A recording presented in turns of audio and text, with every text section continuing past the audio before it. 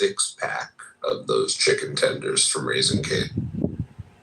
I've never had Raising Cane's. I heard it's good. What? Raising Cane's is a staple in the South. You've never had Raising Cane's? You've never taken me. Because you're bougie. Well, but I don't really... Because I'm bougie. I guess. I don't like chicken.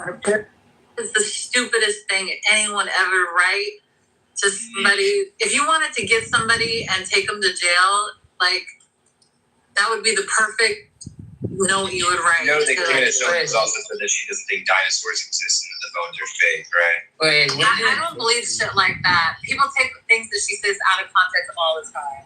Wait, when did you say Nina was stupid? No, this is good.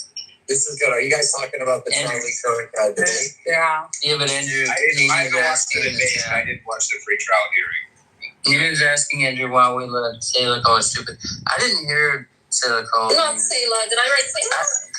The debate was so good. I would never, Nina. Sasha. Oh, I see. Sorry. I was like, Sasha, not in your side. Sailor, did you watch the Wilson? Yeah, Candace Owens slapped the beard off of Andrew Wilson.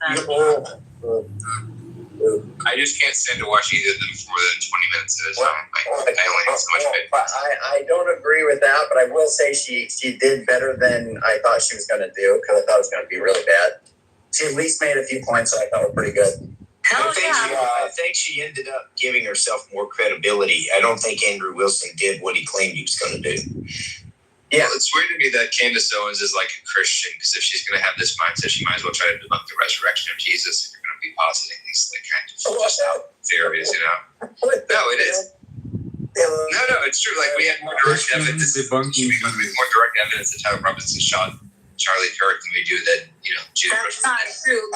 Show me your direct evidence. Show it to me. Let's go take a look at your direct evidence. We have texts and letters of him confessing. Let's go look at the videos that you're calling direct evidence, please. Yeah. Have I introduced you to my good friend? Yes, I believe you have. Let's go look at your direct evidence and see how direct it is. Oh, but Caleb. Is this a replay or is this happening right now? Live. I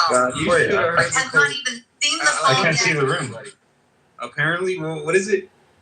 Apparently, we don't know how to update. I have Dunning-Kruger. We have Dunning-Kruger. What else? Well, we have Dunning-Kruger. Yeah, when people tell us that like free will is real and possible, we just don't even acknowledge it, and we double down on our empirical worldview. And also, apparently, CM is stupid. What the fuck? I guess he went over there. It's like fucking. Let me see if he goes there. Hold on, I'm going to play it back 1 second. Yeah, I'll tell you if I see him. Yep, of course he's there. Oh my god, play it. Maybe it was. Exactly. By the way, Andrew, before you get on this as a tangent, what are your thoughts on James' PTR? Because I believe that is supposed to be yeah, I think I was going to say. Come on, that friction talk. About it yet. Oh, I have said something about it. I said that it was really kind of weird. I don't know if they saw it. And I said that it was like projecting. What's weird about it?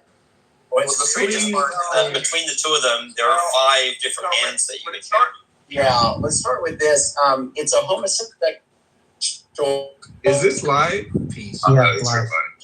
We need No. That was He needs to break up with John Lee. He's going to break up. Wait, is this a replay or is this live? It's live. Yes. Oh no. This trial has taught me. You're breaking up, Andrew. John Lee is married. It must be the Israeli government. This trial has taught me how much people go off of hearsay than actual what they know. Or whatever. Like this trial and what Candace Owens says when people come back and they say things. I now know how much people just go off of a clip that they saw. I'm kind of like happy for Abby. And right back. Sometimes like, I feel like she doesn't take this shit too serious. Sometimes like she's so desperate to try to like fit in. Not y'all. I was just saying, one, John Lee is Andrew as well. John Lee is married, and it's a gay PTR, and John Lee is married, so it's kind of weird, you know. And then he's kind of he's got to sing like a rainbow flag, as though we're not just gay, but we're advocating for. And also a trans flag, so I don't know which one of you is trans in the situation. And also, John has two right hands, so what do you mean? Come on, Christian, say I think that's actually his thing. Hey, there's nothing wrong with having This is more evidence that James. This is more evidence that James has become more. Oh God, he's basically degenerate atheist, right? I think that's what you're saying. Use the Arabic word for brand. Andrew, when they were doing He's this basically last degenerate night, atheist. when they were doing this last night, If Roger did confirm that most of the philosophers are actually, not most, but a portion are actually quite degenerate. So yeah, but this is not philosophy. that's I was- problem. You know that Andrew, last night when they were trying to say that they're saying there's some elements of you, Andrew, that might be gay.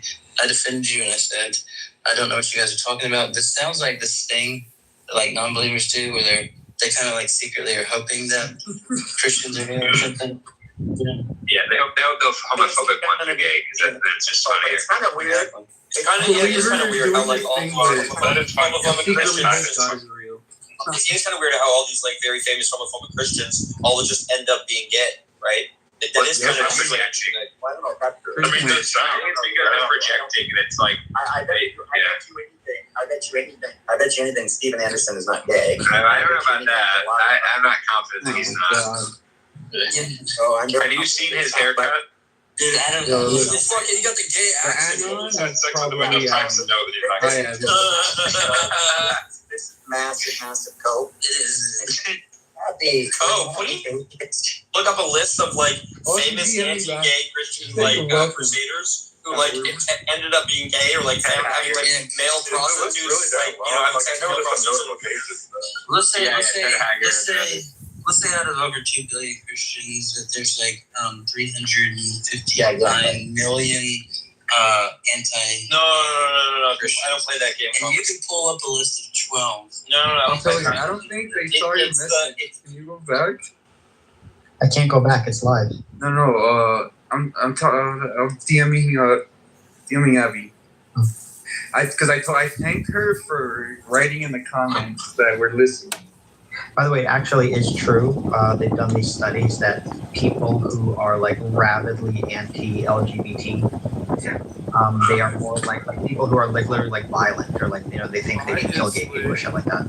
Like they are actually more likely to be sexually aroused when they see gay porn. That's a fact. This is like name again one of these like aggressively homophobic, at least like I don't know, Republican politicians that didn't end up being right. Okay, like all of them. Just think logically, right? Like it's so obvious. Like let's say you are truly not gay, right? You do not get turned on by watching guys have sex at all. Then you have no issue watching guys having sex because you'd almost laugh at it. It'll be like, okay, whatever. It doesn't do anything for me. But if you're like kind of gay and it makes you uncomfortable because you don't like the feelings you're getting, yeah, of course it's guilty.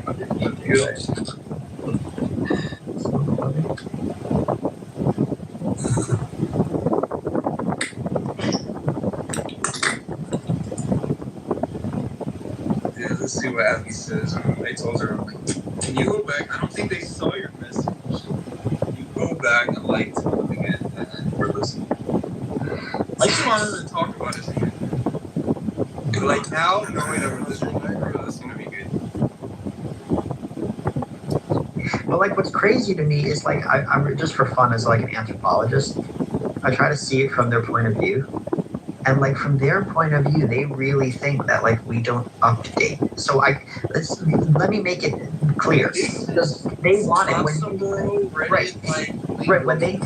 when they tell you free will is real, and you point out that makes no sense. Here are the issues with that. It's contradictory. It's not empirical. Doesn't map onto the way reality behaves. They think you're not updating, right? They don't say you refuted my position. They say you're not updating. Yo, Coco says, dude, Andrew, bigotry, no way was me. And we have a in the 14th century, when they would burn like people alive at the stake for being heretics, they would probably say the same thing. They'd be like, "We told you Jesus is real. You're not updating. You're not updating." The irony about this updating thing is that their fucking religion hasn't been updated for thousands of years, bro. I know. Their beliefs are fucking ancient. Every accusation is an admission. It is pure projection. It's hilarious. But it's scary, because what's scary is like, this is truly, you're seeing in like real time, this is the way people remain delusional. Like from their point of view, they feel like they like gave it a fair shot. They feel like they looked at different worldviews, they talked to different people, and like this is the truth. And they don't realize they're completely fucking delusional, and that's scary. I told you, it's like this kind of group think where like they surround themselves with other like fucking crazy believers, and they kind of normalize it. So if we were like a truly rational society where, you know, this shit was fringe like it should, and people like rightfully got called out for this bullshit. Like dude, people would be like embarrassed to say they shouldn't vote. Oh, I know, and he said, fucking Millith was very talkative today. Millith was going like, he's like, it's crazy how they see themselves as some like golden adorned Adonis. Golden Adonis. Right. When everyone is telling them they're a leper. And who's telling us we're lepers? Sasha and Bob. Sasha and Bob are like some of the smartest people I've ever met in my life. I cannot believe he said it with a fucking straight face. It's crazy. Like the conviction in his voice, bro. Like, he's serious. Sasha. Literally the two most toxic fucking people there. Hello. Hello. How are you boys? Okay, you got followers. I say, seriously, sometimes I let people on. Like now I check, you know, they have like 0 followers or Dr. Centimeter, shut the fuck up. Nobody wanna hear your fucking speech. Who the fuck is this? They know me, obviously. You look like we're getting a lot of little. You look like a fucking prisoner, bro. This is my mugshot. You look like an inmate. This is mugshot. Don't cross them. He's a fucking big time cartel. I do. They carry little daggers. You also, do you know what a Sicario is? Yeah. Oh, that's one of my favorite movies. That's one of my favorite movies, Sicario, with Emily Blunt. Your favorite movies? Oh shit! I'm talking about once in real life. No, that's where you live in the ghetto, bro. Over here, we watch cinema, we listen to music. I live in Miami. Sam doesn't live in the ghetto. Same shit, bro. That's the fucking biggest ghetto in the world. He's got a compound. He's got a mansion surrounded in his compound. Yeah, I'm not gonna tell more about your life. It's a boat with like alligators and then like 4 urban tigers. Yeah, Sam's like big time. Seriously, my dad did work for the cartel. I slept in the inmate sticks. Like Pablo, dude. The Pablo fucking, I mean, the fucking like legend, fucking, was so powerful. This motherfucker, he agreed to turn himself into the government. Meaning, I like, look.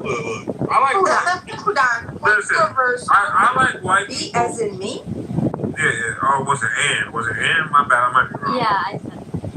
Okay, my bad, man. I apologize. But no, I mean, I like white people who stand on business about, like, you know what I'm saying? Like, I don't like white people who don't pretend with me. That's what I don't like.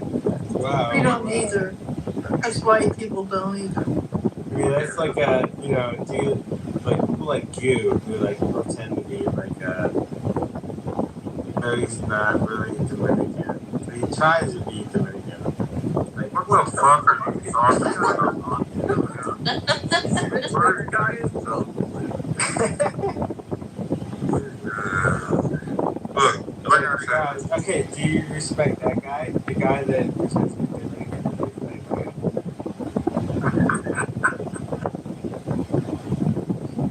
Anyway, carry on. What were you saying? Yeah, nah. Like, you know, I like the white people who, like, got respect for their culture. You know? That's right. Yeah, you know what I'm saying? Like, I fuck with racist white people. I fuck with that. Like, you fucking with your own people, I ain't got a problem with it. You know what I'm saying? Can you elaborate? What do you mean by you? I mean, if you would shut the fuck up, I could. You know what I'm saying? You talk too much. Hey, you don't have to be. You talk too much. You don't have to be aggressive. I mean, I'm black. What do you expect, right? I don't know what that means. Alright, well, like I said, just shut the fuck up sometimes. You know what I'm saying? The most high I get 2 ears and 1 mouth for a list. Okay, I accept your apology. Apology? Yes. Imagine me apologizing to a white person. Are you crazy? Like, you should apologize. Right, brother. I hear you. Well, I'm not your brother. That was a euphemism. Don't take it literally. Well, don't laugh at me. I mean, I'm black. I speak colloquially. You know what I'm saying? I think David's not white though. He's Peruvian, I believe, and he kind of looks like one of those guys from Love on the Spectrum. One of the like heavily autistic. That's disgusting. Yeah, he looks like. I gotta imagine a person talking about you like that. That's crazy. What the fuck? But yeah, nah, man. I ain't got like, you know. Look, white people conquered the known world, so obviously they were good at something. You know what I'm saying? They couldn't. What do you mean? Let me ask you a question. Are you gonna just interrupt anytime anybody says anything? Probably. No, you can ask me a question. I mean, I'm not gonna ask you nothing. For what reason do I need to ask you something? I mean, I do have a PhD. I don't care. What does that mean to me, bro? A PhD in what? Mathematics. And wait, where did that get you?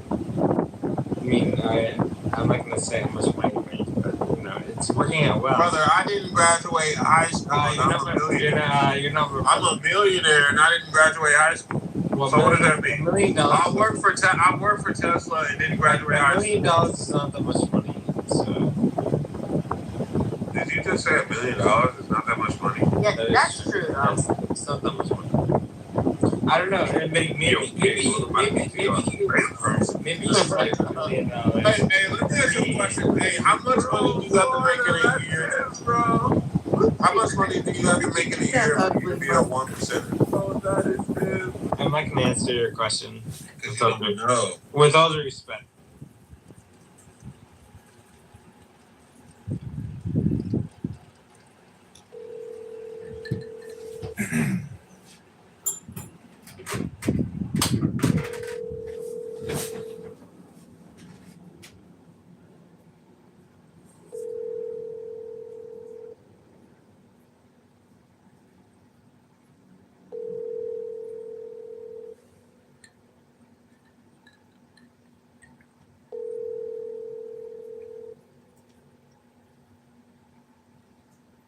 Your call has been forwarded to an automated voice messaging system.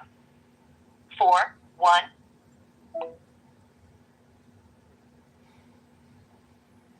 Hey, Eastleigh. I'm sipping a little red wine, waiting for my dryer to finish the clothes. I've just been doing home chores, landscaping, working out, sun tanning all day. How was your day, beautiful?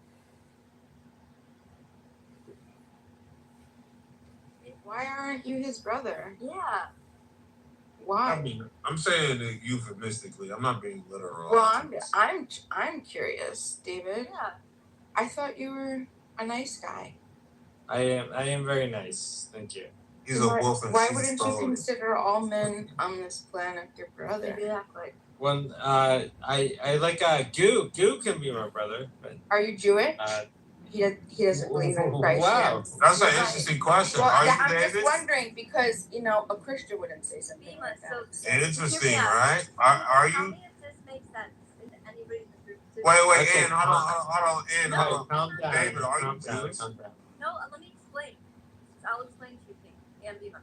So he was born and raised Catholic, but he said that now tell me if this makes sense. Now people know what Catholics believe in, right? And he said that he would marry a Jewish girl and he would raise his children to be Jewish. And he had Hold on. Stop trying to reason. Stop trying to figure out or dissect David's Bobadilla. You're just I would okay. So my last girlfriend was Jewish, and she's awesome. Okay. Nobody cares about your life, brother. I'm not gonna lie. The thing is, it's like a contradiction because if he's Catholic, how could you want to raise children? Because he's Jewish. Well, they're allowed to lie to you. Okay. There's nothing wrong with being okay. Okay. So if I'm gonna have, wait, hold on, David. Is your brain malfunctioning? What's wrong with you? Let's do this experiment. So, David. No, I was trying to listen. That's also something you're never supposed to say. David, hold on, Goo is talking. Sorry. David, hold on. Let's do this experiment. So, you would consider me your brother, right? Yes, you're one of my good friends. You would consider Joe Hero to be your brother, right? No. What? Oh, interesting. This man's a simpleton. What about William Wallace over here? He's cool, but not my brother. No. Okay. Would you say I'm your sister? I'd like you. Yeah, you're cool. I always consider you. Okay,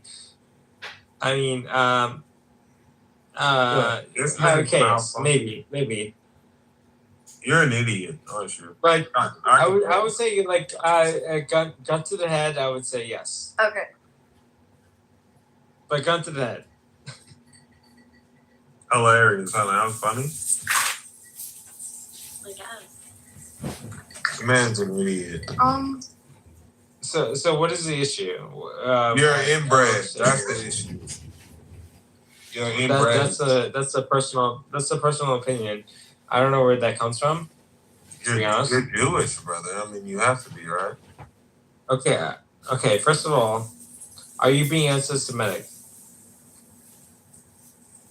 Wait, you think you're Semitic? No, I'm asking you. Stop being anti-Semitic. No, right? Is the answer? You're right. So how could I be anti-Semitic when you just said you're not Semitic? No. How is that possible? I didn't. Okay, I'm just telling you, stop being anti-Semitic. That's all. I'm Semitic. What happened? Whoa! Don't call me the N-word. Don't call me the N-word. Hold up. The N-word. What happened to things like the truth? We identified who's the brother. He just called me the N-word. David, hold up. One mic on Bima. Moderators. Thank you. Moderators. He called me the N-word. Oh. Do you not know where you're at? You know how many times I've been called a nigger in here? Wow. Okay, I don't say the N-word. Okay. Nobody cares. You're Jewish. David, you're an interesting I'd rather be character. called the N-word than deal with a Jewish person. Okay, but I'm not Jewish. Okay. So I don't know where that comes from. You are. David is the most flagrantly autistic drunk person I've ever met. David, are you He's drunk? an idiot.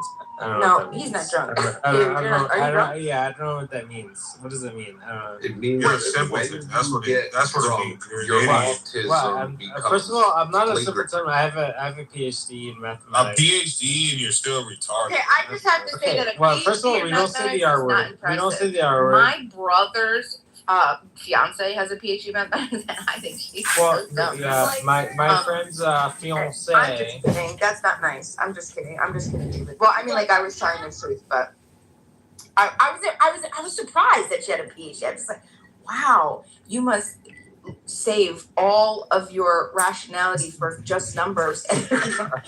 You're an idiot. See what I'm saying? No, but David sounds like a nice guy. But what I wanted to say was, I remembered what it was from. Oh, look, 11:11. Yeah, but at least you don't say the N word. This guy is saying the N word. That's not appropriate. David, Bobadilla, have you heard of the book of Verbal Judo? Anyway, there's 11 things that they're never.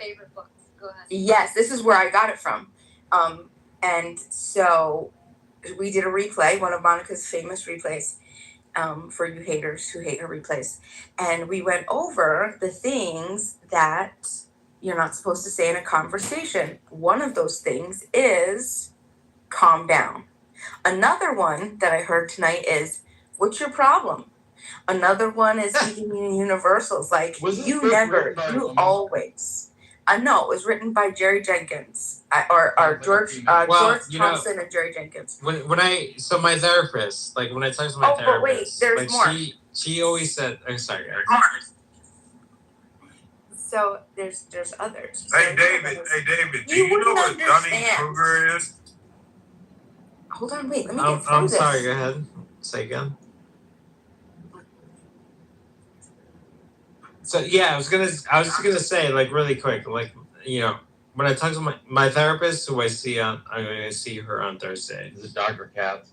Nobody gives a fuck about you. Like, what the fuck? No, but I was gonna say, like she, you know, makes me realize, like, with all due respect to people in this room, there's some very not nice people in this room. Look at you. You can't even think. David, are you? Well, I'm trying to be nice. You have a PhD and you have to listen to a woman about your life? David, have you slept with your therapist? I mean, yeah, my therapist is a woman, yes. But okay. No. How dare you? No, of course not. You fantasize about sleeping with her? No, of course not. Does she fantasize about sleeping with you? I'd like to know those questions. I mean, you have to ask her. I mean, I don't know. I don't know your therapist.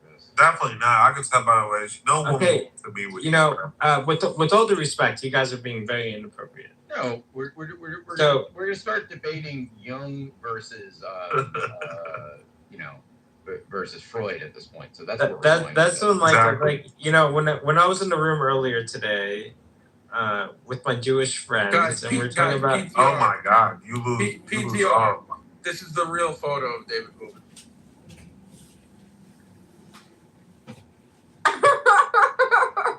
Oh yeah, you look. Yeah, he definitely was. He's an invader. He's an invader. Docs. You know, you have to give it up to him. He is tall for a Peruvian. He's not that tall. It's the end. How many Peruvians have you met? They're really small. It's like an altitude thing. Okay, that's now you're being what do you call that when you're you know, you're assuming things of people. Dude, I probably know more Peruvians than you do. How dare you? I mean, I'm just saying. It's the truth. It's fact. I mean, you know. Okay, I'm not gonna brag. This man's an idiot. I'm not gonna brag. You take too long to think, bro. 1 second. 2 seconds. Where's the white people that can think? Give me the fuck. Like, what the fuck, bro? Okay. Now everyone's white. Now, where did I come from? Okay, but are we ready for an intermission? But yes. You know, yes. Interrupt. You know, David, thank you. Just no, hold on a second. No, 2 seconds. No, for the record. Hold on, David. We're breaking for an intermission. We'll come right back to you.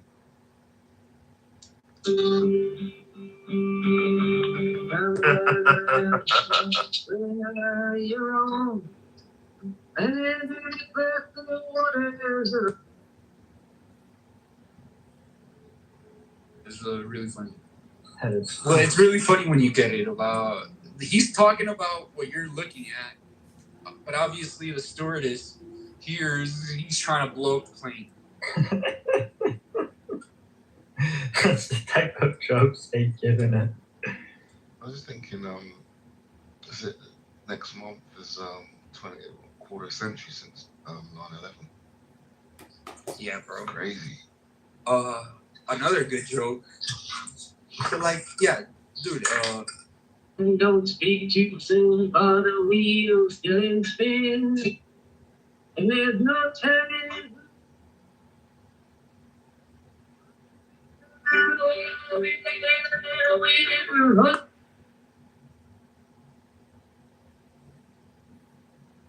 Still every whisper of the wind, So like a flame straight and unstirred, burn up thy being in one word.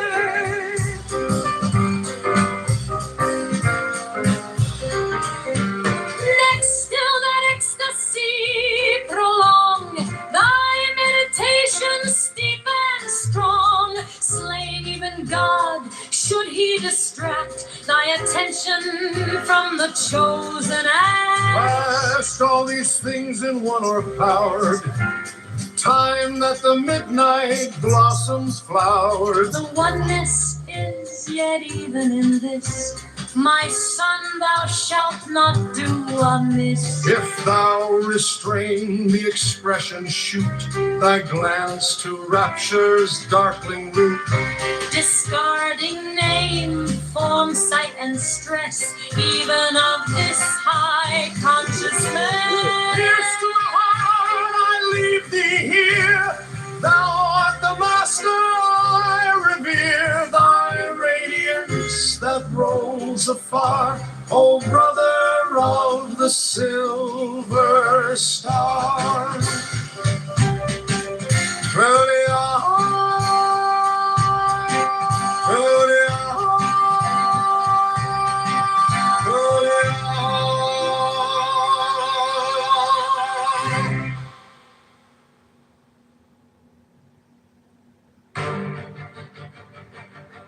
There is one light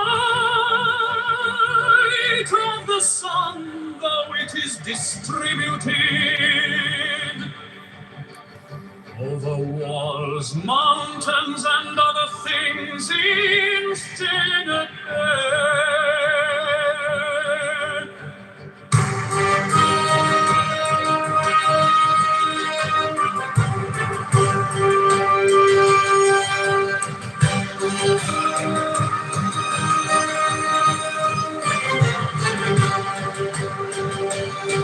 There is one common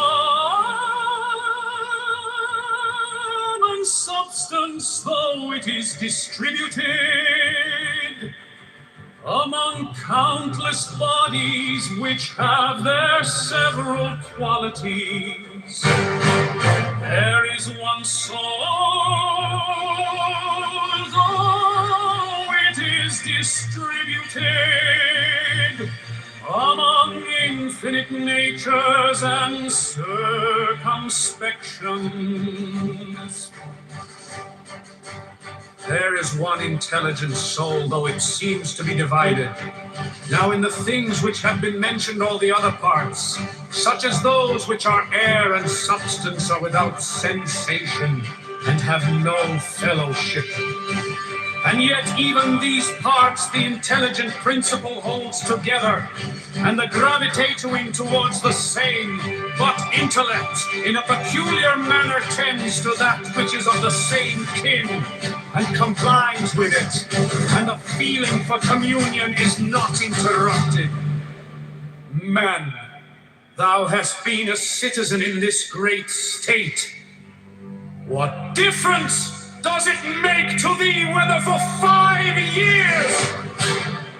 For that which is conformable to the laws is just for all.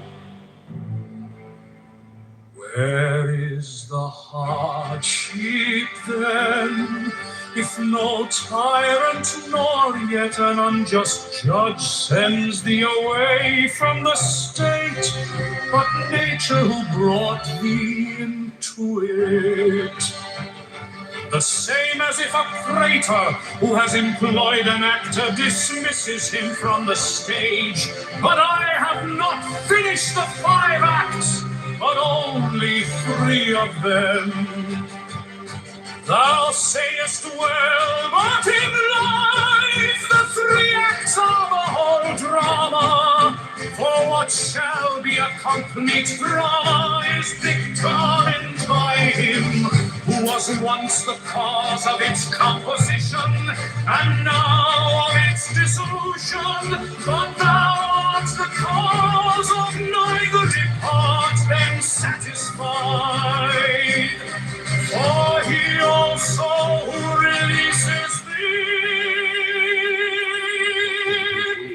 is satisfied.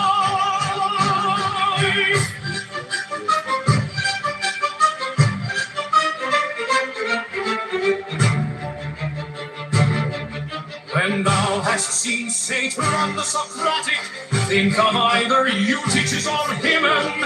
And when thou hast seen Euphrates, think of Eutychian or Silvanus. And when thou hast seen Alciphron, think of Tropeoporus. And when thou hast seen Xenophon, think of Trito or Severus. And when thou hast looked on thyself, think of any other Caesar. And in the case of everyone doing like manner, then let this thought be in thy mind. Where then are those men?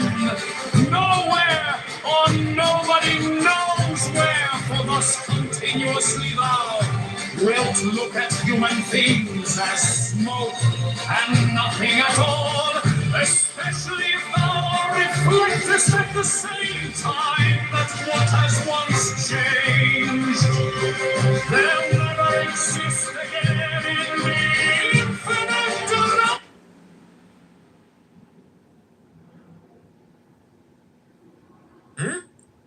He says you're rich. I'm a millionaire, brother. A millionaire. A millionaire. Million is nothing, especially in California. To get that dirty ass wig on top of your head, nigga. Okay, you're wearing a fucking lace front. You're literally wearing a fucking lace front. Like, where are your hoop earrings? Like, are you okay? Where are your hoop earrings? You wearing a fucking lace front. That ain't all your hair. You wearing fucking. Wait, you think this is my hair? You look stupid. You look like the nigga version. Nigga, what I look like my mom? Like the nigga version. What I look like my mom wearing a lace front? Are you crazy? You look very stupid. Are you crazy, bro? Well, a black man wearing a lace front is disgusting. Never, brother. Never. Yeah, but you have to agree, like $1 million is not the So get that rug off your nappy head. Hey, I'm not gonna lie, brother. You're poor. Whoa, wow. Arguing with me is insane. You should argue for your own people and shit. You said you're black though, right?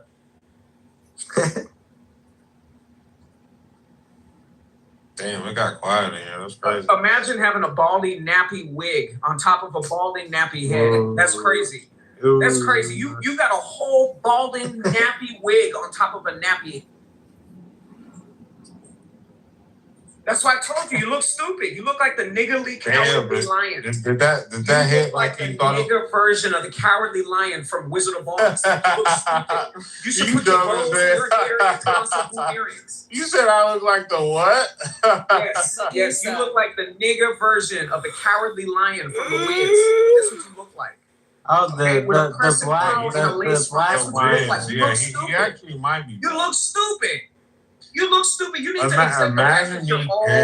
Accept the fact that you're old. You're over the hill. You don't need to stop acting like you're young. You look stupid. Who said I'm young, brother? I'm 31 years old. Who said I'm young? Well, you look like shit. You look like you're 30 years old from 90. Like you look like shit. What do you mean? Wow. You on Clubhouse worried about other people. You look like shit. Nigga, I'm never on here. Wow. Put it like this. You were on here in Woke's room the other day, weren't you? Yeah, you don't. Yeah. I get on here when I'm fucked up every once in a while, like every couple of months. Hey, calm down. But I will say this though. I'm gonna be honest.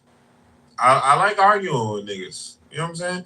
But every once in a while though, I disappear. Like I got invited to this app, bro. You know, like I was on here when this app first started. All right, so I don't spend.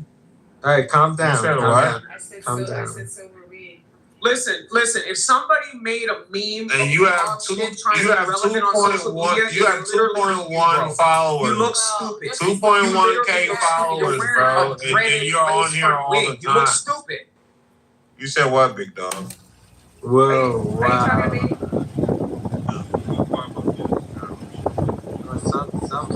Stop calling him the N-word. God damn it, David, will you shut up? Yeah, literally. Shut the fuck up. Okay, well, first of all, don't tell me that. Say shut No, shut the fuck up, you dumb goddamn beater. Go back to fucking Peru, wherever you're from. There you go. Yeah, see. I fuck with you, bro. Well, they're the type of white boys that I can deal with, bro. You know what I'm saying? Well, Pepe is not white. And I'm from New York. I'm from Yeah, but you're Peruvian, you know, despite being from New York. But I was born in the U.S. So. Wait, why'd you just let him talk like that? Why'd you let him just talk to you like that? Because he's a beaner and he knows that he can't do anything about it. I'm okay with you should argue with Pepe and Joe anytime they say Pepe is fine. No, he's really not fine. He's racist as hell. But well, it sounds like though. It sounds like you're more racist. No offense. I mean, me and Pepe are neck and neck. You know? Like, but you not arguing with somebody and you just talk to you like that. It's disgusting. Well, I'm actually arguing with you. Yeah, but you're a dirty beater. You need to shut up. Yeah, but I do have the PhDs. It's fine, beater. You don't care. Wait, are you a millionaire? I'm not gonna answer that question. He's a trustee. There's nothing wrong with being a trustee. So in other words, he hasn't earned the money his family needs. Exactly. Imagine me trying to argue with you and you inherited your wealth. How dare you? What did you do for your wealth? Well, you inherited. So in other words, you did nothing for yourself. Which literally, if you inherited your wealth and you flex on being wealthy, I never flexed. That's stolen valor. No, that's stolen valor. Stolen valor. Absolutely. You did not go to the grind and make it from the bottom to the top, and you have not did. And so you can sit here and say, oh, but you didn't earn it yourself. You deserve 0 street cred. You didn't do it yourself. Exactly. And I can tell by the way that you talk that you're an idiot. Like every single time that you talk, you start stuttering and shit. Your brain doesn't even compute at the rate that it should. Shut the fuck up. What does it even mean? So you don't know what the word is. You're an idiot. That's my point. That's really He's too drunk. He's too drunk. I mean, but I'm drunk. David, you know, I understand. It's like, you know, you the soft life means your parents. You think you're cultured because you have parents who can afford shit that they earned and can afford it to you, but you could not afford to yourself. And that's amazing. No, that's not appropriate. But it's a reality. Like you are somebody who it lives off of your family, but you did not like actually improve any of that wealth yourself. Like that, you're nothing for your so like your family, for example, like your dad or grandfather, they would be business meetings with like big wigs, and they would have their talks, they would do negotiations, whatever, and they could do that. That's cool.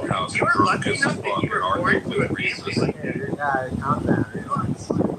Hold on, Florida. But you were lucky enough to be born in a family. Oh, no, I was talking to him. No, I get it. But wait, him who? You're an idiot. That's my. Hold on. When it comes to, okay, you know, unfortunately, you know, this is where like the wealth disparity that you see, you basically get the parents help kids, you get the retards that basically inherit a lot of wealth, and they are, you know, I don't know, they think they're better than, despite the don't think I'm better than anybody. Absolutely nothing in their life except for being drunk on Discord. I'm not better than anybody. Or Clubhouse all day. Well, I don't know what that means. I don't feel like I'm better than people. Yeah, but I got a PhD. I got you dropped it like 3 or 4 times today. I got a PhD. I don't even know if you got a PhD. Okay, the reason being is your blood alcohol level has never been below like 0.30. So I can't teach that. Well, the only reason I say like go like PCR blowing up. This is real blowing up. We're keeping it. Your wall is unblocked from that work now because of so.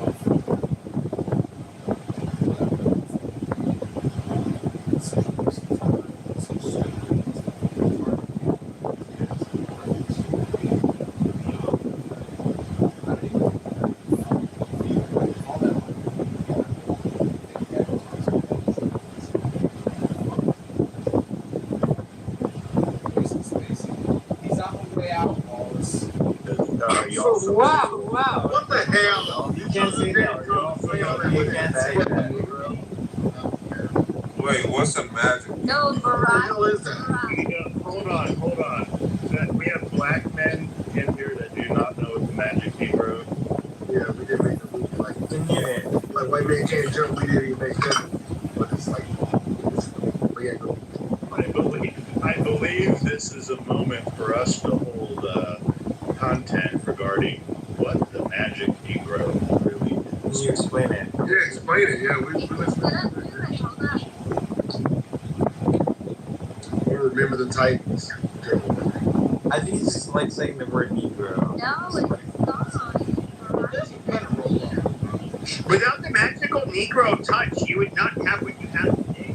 I mean, saying that is it kind of racist? No, it's David, shut the fuck up. Everybody's not victims, bro. Just because we're black doesn't mean we're victims. Are you, yo, he's gonna make me sick. Shut the fuck up. Poor ass, bro. Guys, relax. Okay, can we breathe? I relax.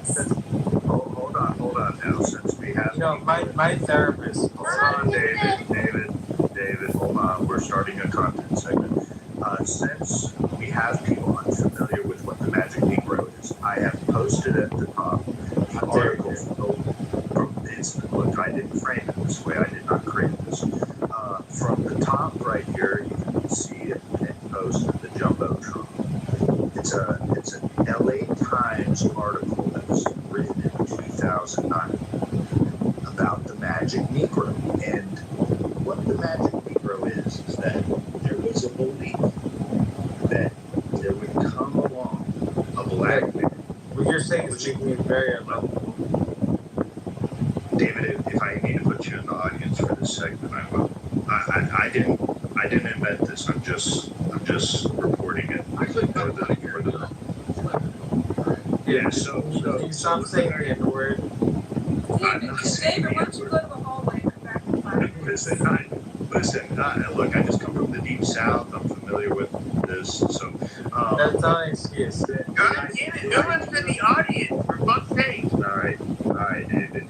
You have to go to the audience. You've been voted off the island. All right, so there was a belief during, the yesteryear and the before times, back before COVID, that there would be this magic Negro that would come along, and he was charming enough to charm the white people into believing that he would be able to save everybody. And in 2009, an opinion article from the Los Angeles Times was written by a black journalist titled Barack the Magic Negro. And it was believed that this man from Barack, this man named Barack, would come and save the Negroes and the white folk. I'm not making this up. I'm not making this up. Don't sounds so worse. I'm not making So there's a song that goes along with this. And if anyone's curious, I'm going to play it. Yes, Pump the Magic Dragon. Yeah, I'm going to play it as an intermission, and everyone will read, and then we'll read the article. Okay. Hold on now. Everybody stay on mute. Stay your fucking asses on mute. Hey man, who the fuck are you talking to? Shut your faggot ass up.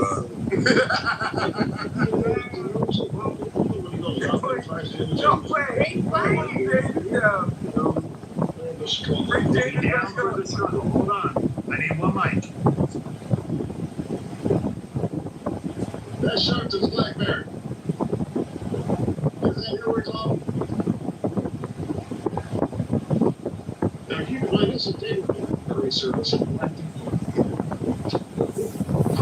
was a bad day for Blackberry. It was Thursday and Friday. I lost mine. Well, I lost mine on Saturday. Last Thursday, there's the black dialect for the urban national network. So let's go back to March 5th again. This is Selma, Alabama, and this is Obama talking about having been in Selma before. The site of my conception. I am the fruits of your life. I am the offspring of the movement. So when people ask me whether I've been to Selma, I'll tell them I'm coming home. Okay, so trying to illustrate here is down for the struggle. And in this next bite, this is in the National Urban Network of Obama says that he shouldn't get black votes just because he's black. I should not get the support of the African American people simply because I'm African American. I don't believe in that. That is not for America. But yes, better change your attitude because Hillary certainly makes that. I mean, that's exactly what Hillary did. Guess what patched it up, folks? I guess Sharpton and Obama patched it up since Obama showed up at Sharpton's big group.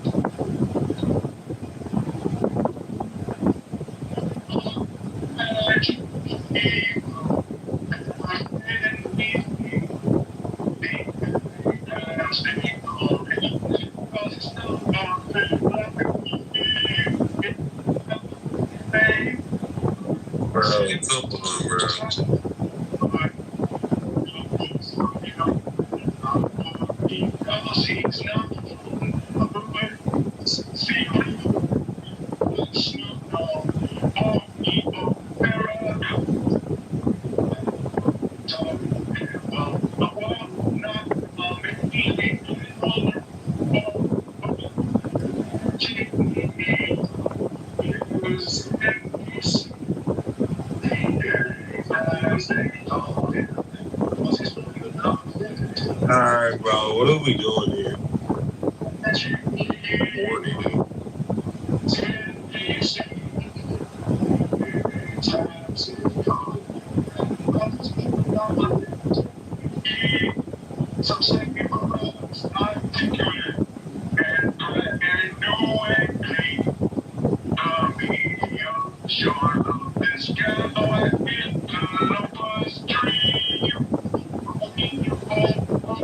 Alright, bro, can we stop this shit? You know this isn't real, bro.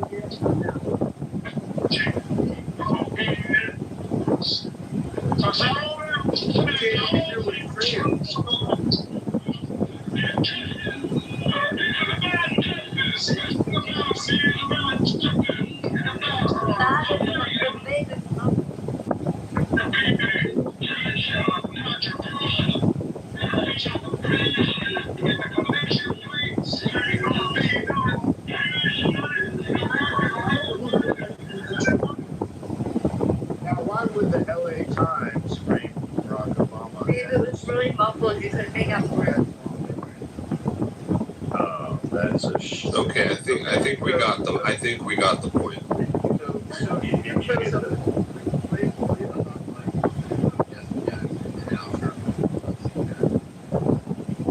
From 2000. Hey, check it out when he said with the Negro would stop talking about black people, talking down to black people. He said they got him on a hot mic and Jesse Jackson said, see how they think all. Yep. But nobody cares about what Jesse Jackson has to say. I'm confused why that matters.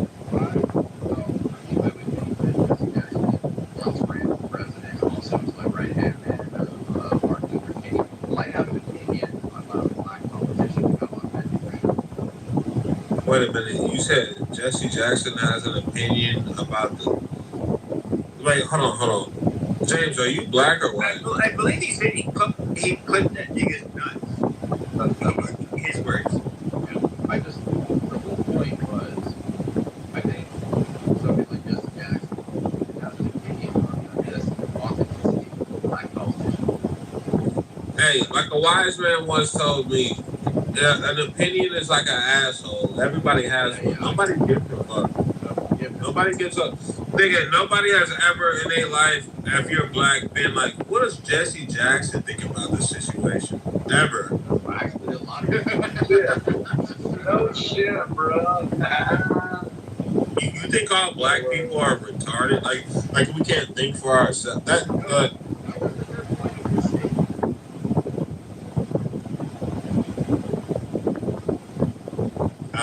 I don't know who the... you see, this is the problem. This nigga... Y'all act like just because they're supposedly supposed to speak for black people, we're supposed to listen to them? Is that what you're saying?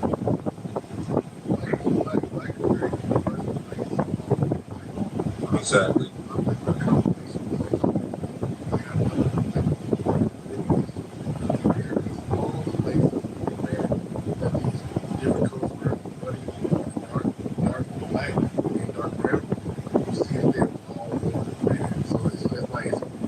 Misnomer, definitely. Like, it's just like saying, hey, you're European or it's all Caucasians. All of them are Anglo-Saxons. No, they're not. They're diverse. Yeah. Some of them are Jewish.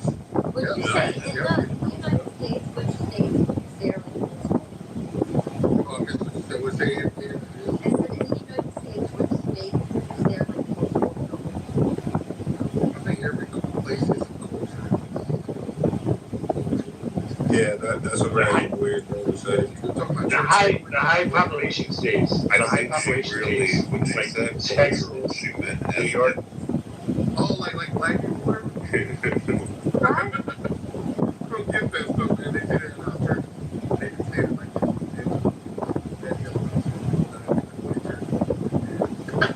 They say culture. Everything we're doing is culture. And some of the things y'all are doing is actually come from that. Oh, so we're not like airport stops and a lot of airports. So I meant like Yeah, we're not the same type of black. Yeah. Wait.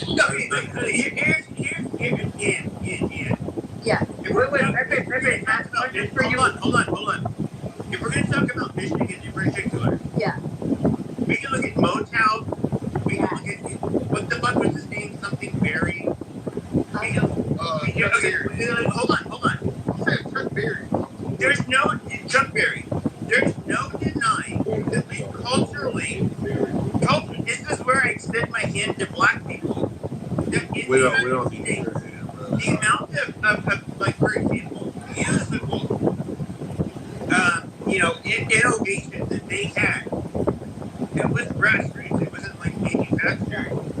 That literally dominated the fucking world. You have to give African Americans their card when it comes to that. That's one thing nobody can deny. Just music, huh, Pepe? No, I used it as an example when it came to Detroit. Copy. Right back.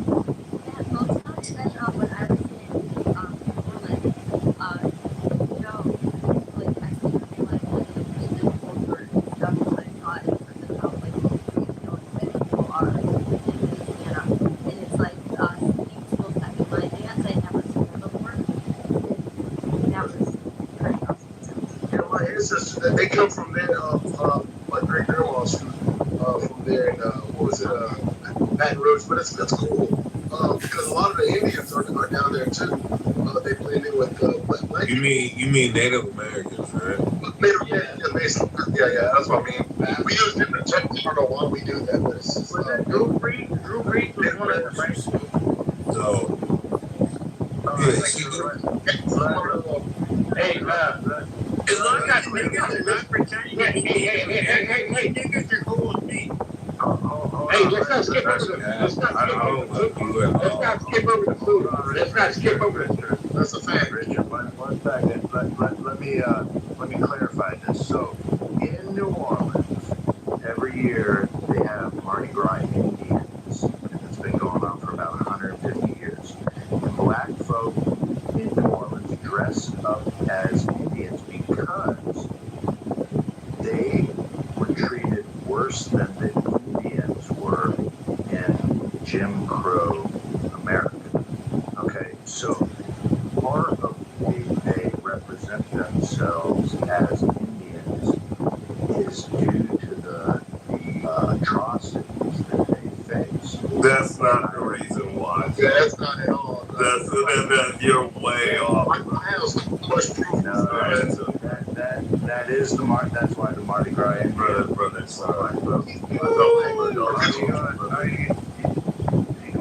Go ahead. Tell me how. Here's why they do that. Because they used to stay together. So during the misogyny law era and stuff like that, where white could only marry white, black could only marry black, and brown could only marry brown. Hold on. That's not true at all. Wait. Hold on. Don't interrupt. That is when it comes to Louisiana, it's a much different story.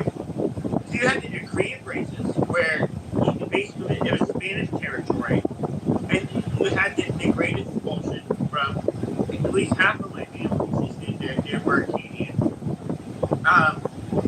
So basically, after the great expulsion by the British, they went to where? Louisiana. That's far. Nigga, if you're talking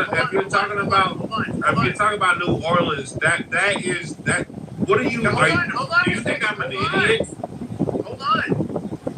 You talk too much. Don't be disruptive. Okay. I have not been talking too much. I've been be succinct. Everybody who speaks, be succinct. So when it comes to that, you had the decree of races, which was Louisiana was the Spanish territory. It said that No, it wasn't. It was French. You idiot. What are you talking about? No. Haitian and Creole, French. You don't know what you're talking about. I know exactly I know exactly what I'm talking about. Louisiana was Spanish territory, and so they had a decree of races, which basically allowed European people of Catholic, faith to be able to move down there. And so that's where you end up getting the Acadians, which ended up being called Cajuns down there. And they did have like a rather strict classification, much like the Spanish did, whether you're a quadroon, octoroon, you don't know what you're talking about. You're just talking. I absolutely know what I'm talking about. He's half right on this. Yeah, exactly. So when it comes to like the Spanish had mestizo, castizo, they had mulatto, they had all of these things. What? The Spanish literally had a classification system. The French did too. But the reason why Louisiana ended up becoming dominated by the French people was because of the creative races, where European people of Catholic descent, which at the time, if you look at Canada, when the British ended up taking over, as you guys have the paper will tell you, a bunch of them ended up in Louisiana. It was a lot of You think I'm an idiot, don't you? You're just talking. Shut the fuck up, man. You don't know what you're talking about. What did I say that was wrong? Everything you just said was wrong. What I'm saying is there's something that would be taught in grades. Like, it's not. Pepe, he's got a moldy fucking wig on. You don't know what's right, Pepe. He's got a moldy fucking wig on. Like, what are we talking about? Hey, okay, there's too much. You got a moldy fucking wig on. Like, I mean, y'all supposed to be making sense of a person that has a moldy fucking wig on. Go zoom in on his shit. He got mold on his fucking wig. Like, I mean, y'all supposed to figure out the meaning of life from this nigga? Like, y'all, like, this you need to replace your wig. But, like, I don't know why you're not talking about that. Baby, you see that shit? He got mold in his fucking wig. Like, this is crazy. Let me check. Does he have mold in his wig? Can any lady confirm? That we had a lady mold on his No, but you're not black. Where the black women? Hold on, we don't want to hear from the Africans or Caribbeans. We want to hear from black women. Okay, that's all I was asking. Sit down. Yeah, I do. Because you coming at me wrong.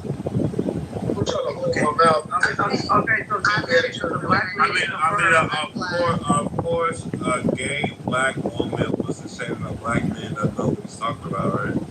No. The black lady confirmed that he don't have mold on his wig. Okay, he confirmed. It's a black lady. But here's the thing. We are American. Wait, one more black lady. On the bottom right hand corner, that's mold. You don't wash his shit. Wait. We have one more black lady. Hold on. Let her give her opinion. Ona. Tell us her opinion. That they have mold on his wig. I just looked at the picture. Yeah, does he have mold on his wig? I wouldn't call it mold, but it does look kind of crazy. Yes, we can agree that shit don't look it's mold. We can agree. I don't get that bad hygiene. You sit up here trying to discuss politics. You can't politically discuss your fucking hygiene. Like, what are you talking about? Don't come up in here with a dirty ass wig talking to us. But I don't get. Are we gonna be niggas and crackers? Yeah, like no. I argue with. I want to be a motherfucking nigga tonight. Hold on, you can be niggas. It's fine. But let's. Hey, I argue with white people. I argue with gay black dykes. That's what I don't do. You know? Okay, but do we Shut up, want it to I'm not be? talking to you, pussy. Do we want to be nigger versus cracker tonight, or do we want to be American versus non-American? What kind of energy are you guys on? My team. I don't even know. Doctor, don't forget, you're behind this nigga, right? You're behind this nigga. Hey, I can't Shut up, dyke. Shut up, I can't get behind no dirty, moldy wig. I can't Who get behind cares? My wig is dirty. My hair is dirty. You're a gay dyke. You hate black men anyway. You hate black men anyway. You hate black men anyway. You hate black men. Hey, Joe, are you really gonna go for that? That guy just called us some niggers, bro. Yeah, she not paying attention, bro. She don't care. She hate black people, bro. She don't care. Dirty wig on. That's crazy. You talking about me being dirty, but a white man just called us a nigger and you don't care. Your dirty wig and that dirty face of a pussy. What the fuck is going on? Just let it happen. Just let it happen. Black lives matter, bro. Black lives matter. Don't correct them either. Just let it happen. It sounds like you're black man. You black monkey bitch. It sounds like you want to go against the whites. Is that what you want to do, nigger bitch? Suck the fucking dick. Is that what you want to do? You want to make this into a black white matter? Is that what you want to do? Black lives I'm not gonna let y'all do this, man. I'm not gonna derail. No, that's what I'm putting it on. Y'all don't know where y'all at. Y'all don't know where y'all at. I ain't gonna say that attack me, but they made a lot of assertions that I know you hear me talking, nigga. I know you do, but gotta pay attention. So, yeah, welcome to these niggas. This is what they do. But you weren't even talking about this shit. Then these fucking niggers came in this fucking room wanting to start stuff. Hey, hold up. Hey, what do you think? 1, 2. My favorite number is 3. So anybody else want to interrupt me just so I can get the brief, I'll appreciate it. Hurry up, nigger. Okay. So some people. No, don't move down. So I want King. If King wants to have the last word, he can have the last word. And we're going to go back to what the hell we were talking about. Or we can go back to what the hell we were talking about. Yeah. I'll say this, bro. Like I told her, bro. Like she's sitting here trying to argue with me about some dumbass shit because she's gay or whatever. I ain't got no problem with that, bro. But my problem is not with you. My problem is with our enemy, bro. So you can talk to me crazy all you want to, but never forget that the white man. You see what the fuck? You sit there trying to be with him, but he don't. The white people don't give a fuck about you. The real race. That's why I told y'all the real racists don't fuck with y'all, bro. They don't give a fuck about us. I don't know why you trying to argue with me. Like I don't give a fuck if you gay. You want to be whatever. You can do whatever the fuck you want to. But when it comes down to us, I'ma die and be about us. But you sit there trying to argue with me and do some weird ass shit. The white people laugh at us by us arguing about that. That's what I'm saying, bro. You talk too much. Period. That nigga Pepe, you saw what he did. He sat there and pretended with you for a little bit, and then instantly got on your ass. They don't respect us. When you do, Yeah, but that's what we call nigger negotiating. He got the last word. He said he was going to say his piece, and that's it. Okay, but that's nigger negotiation right here. Now I have to let Pepe speak on it. All else things I agree with King 100%.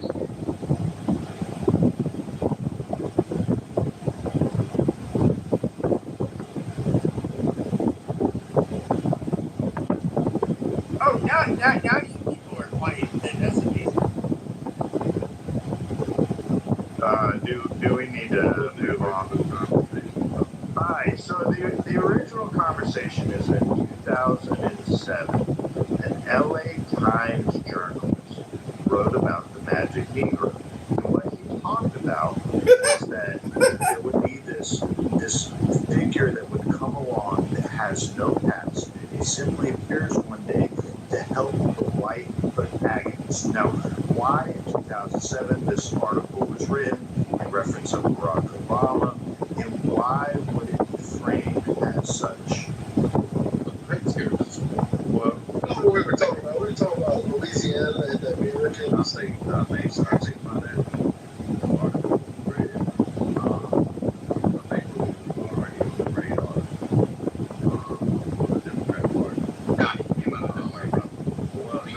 No, he didn't. He did a lot of work in Chicago. He did a lot of work in Chicago. A lot of work. He did a lot of work. He did a lot of work in Chicago. Let him finish. Adrian, get out some pants. Now we're talking. Finish speaking. You finish your point, nigger. Bring your bitch. There you go. Birth certificate.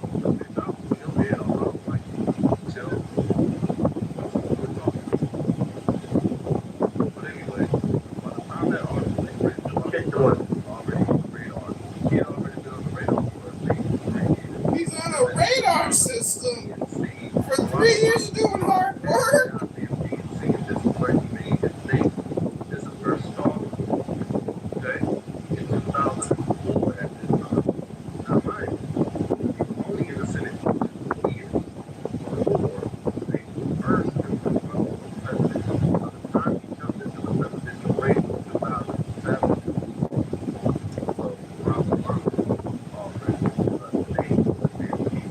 He was a rising star. He didn't come out of nowhere, as opposed to came out of somewhere. Nothing specific, just the hard work in Chicago.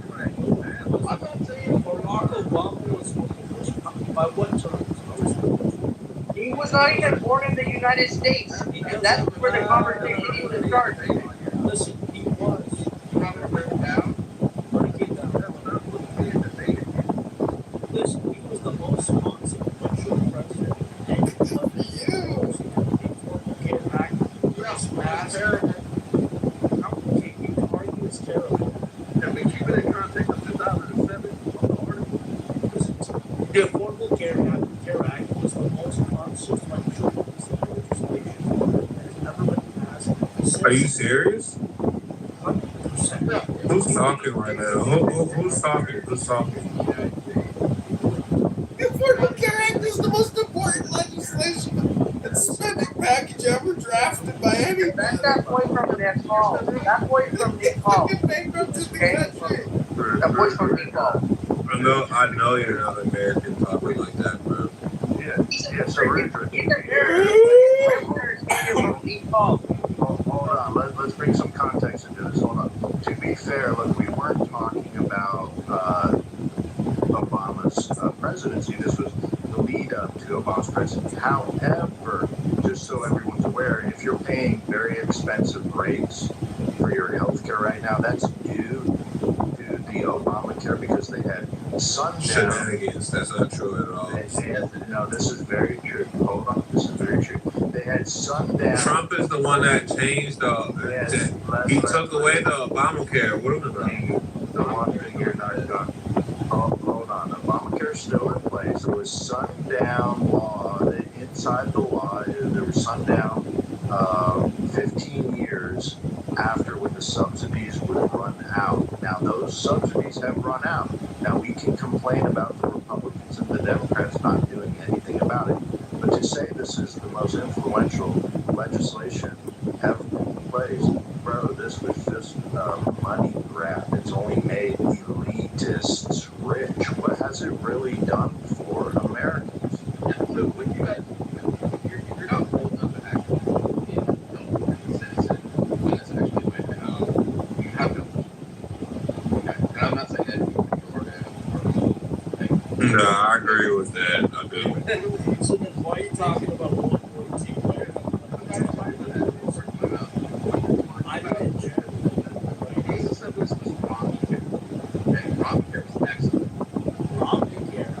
Mitch, you talk about Mitch Romney? Oh yeah, you're an idiot. I can't talk about this. This is weird. We gotta have one mic. If we don't have one mic, we don't start. So let's try and have a conversation. Okay, so you had Ron, which did a bunch of things. One, it said, hey, look, you can change jobs, for healthcare, and basically that's what it's based on Ron. Okay, and it also allowed domestic partners 6 months of establishing residence beyond the same healthcare. Back to that. It's actually 14 months. Okay, well, it wasn't in Massachusetts. Okay, so because I was there. Okay, right. So it was 6 months. Right. So you have these conditions, and you have domestic partner coverage unmarried. Okay, and everybody covered. That's why everybody was like, Obamacare's gonna be great. Obamacare's gonna be great. It's just like assassin. It's like an 800-page document. It's hard for selling their property, funding. Like the whole thing was assassin. They made healthcare more expensive in the United States and ruined all of it. I'm sorry, it's just not true. If you don't believe that, just put it there.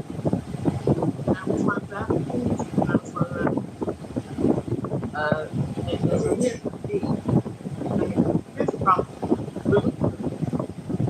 When Obama first came into office, he said in his first inauguration speech that the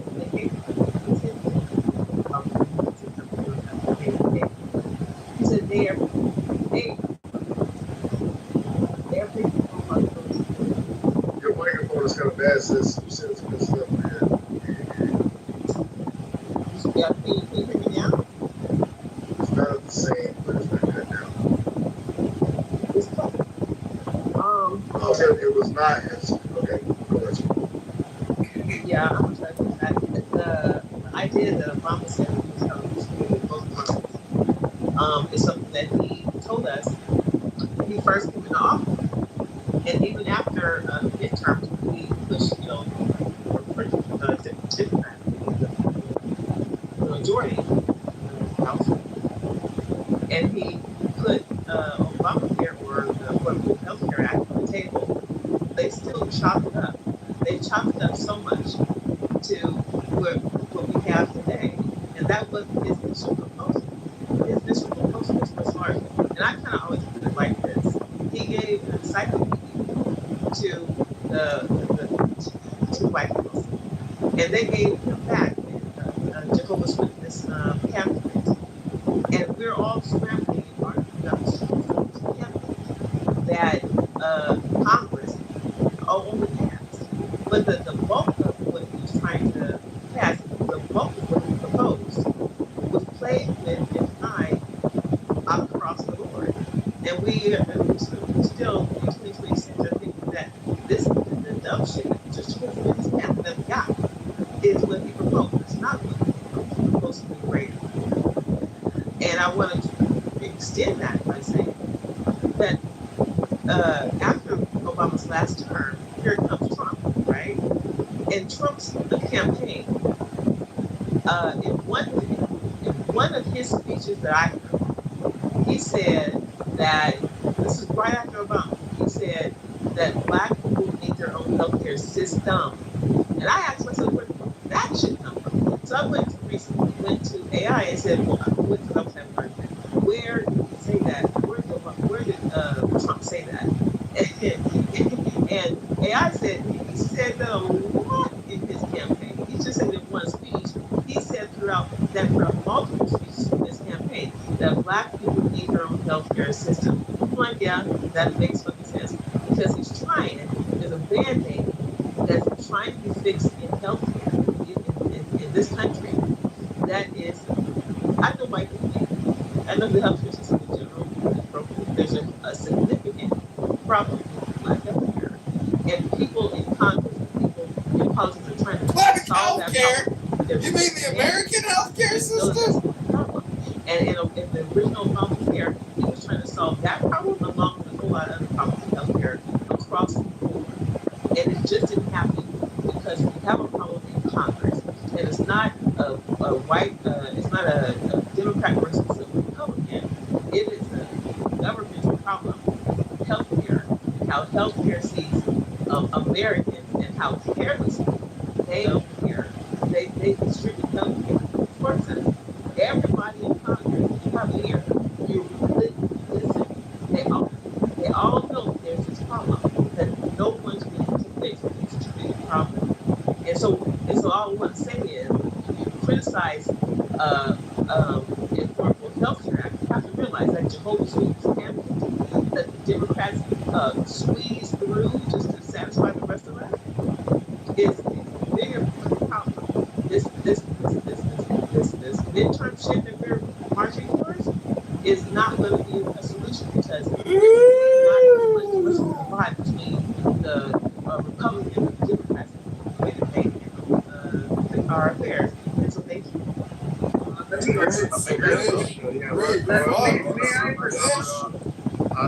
Yes, we're going to get some new voices. We have some contradicting positions on stage.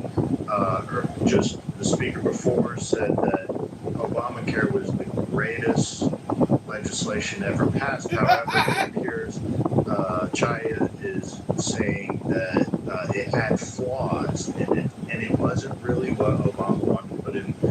It passed as legislation, and that he should be giving reprieve because it's not really what it has lived, as they lived up to what they sold it as, right? That's not right. I would like to address something that has said, also because there was a lot of points that she had identified. One, we are going to agree that if Obama said he was going to do Obamacare, the Obamacare that he expected, it never went to pass. And we all agree the promise. It's supposed to be free health care for everybody. It's supposed to be, there ain't no such thing as free, motherfucker. It just ain't.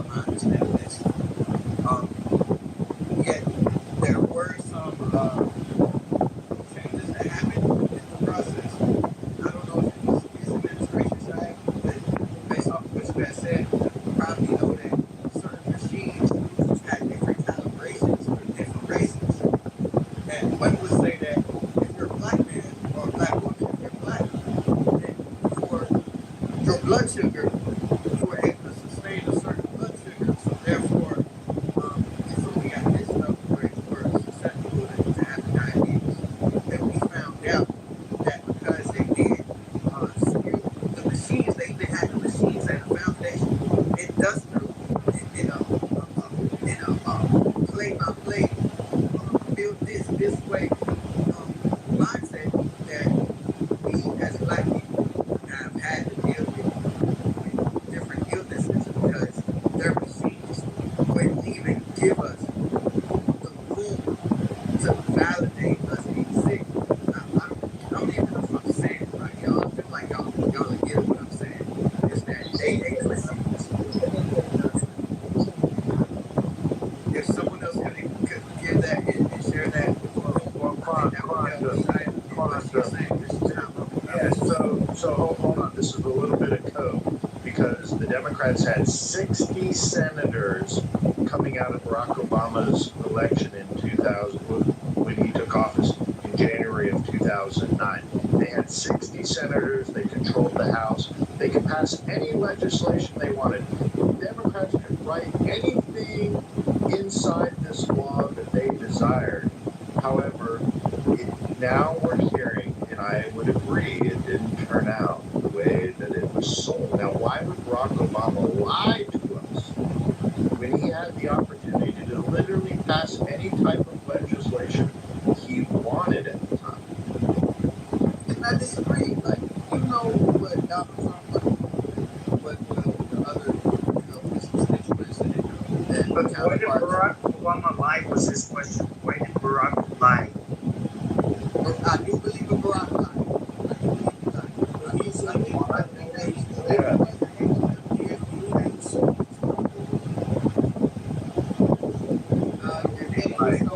No, it was already proven. He lied about his birth certificate. That was proven. You can go to YouTube and type in Barack Obama birth certificate. No, but it's factually established by forensic analysis that this birth certificate was fake. And I believe it was not a real birth certificate. I do know that. I do believe that. I do believe that from my heart. I feel like Obama wasn't good for us. But it's talking about why he knew that what he presented to us wasn't in a black. And this is what politicians do. They're lawyers. Do you hear me? And it's not just that, it's the elite that also control it. Unfortunately, yes. When you have like Freemasons, you have secret societies that were people try to call out because that's the thing that's running it, and even the apex of them that was running things back then, but not to include them for the Obama thing. But just going back to like secret societies, all that stuff runs, and also the people who sponsor them and things like that. Those people are the people that they're trying to appease. So at the end of the day, it's just like when we say puppet, those are the people that's puppeting. And so at the end of the day, when we try to put everything on, Obama, he can be like a scapegoat for racists to put everything on him too also, because he can't do everything in front of all these people. They have a legacy to like, they'll kill anybody. They kill presidents already before. If this guy dared to try to even touch the topic of a thing that they didn't like again, they are like they're just like a bunch of kings and queens descendants just sitting there waiting for somebody to dance and try to give us a good show, and so to make us feel like we got freedom. That's exactly what's happening. They're just like, hey, let's let one little black token Negro to get in there, and that way we can feel like we're we maybe can let loose a little bit too. Also, by the way, we got his mother was white Jewish. What do you mean? What do you mean Negro? His mother was white Jewish. Hold on. Relax.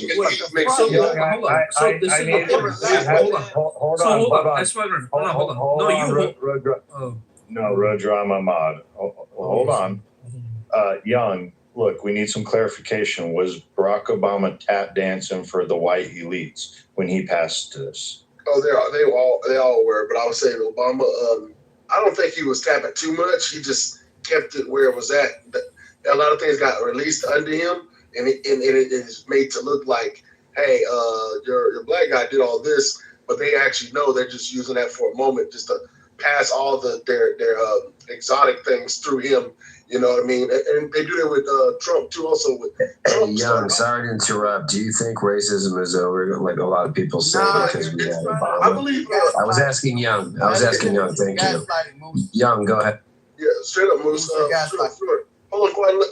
Yeah, I think I would say racism is always going to continue until God come back, Christ, whatever, whenever we come back. I think racism is a thing that happens with comparison, and I think it happens with the chain. What do you call it? The cycle of life, and I think that's the reason why murders and deaths happen.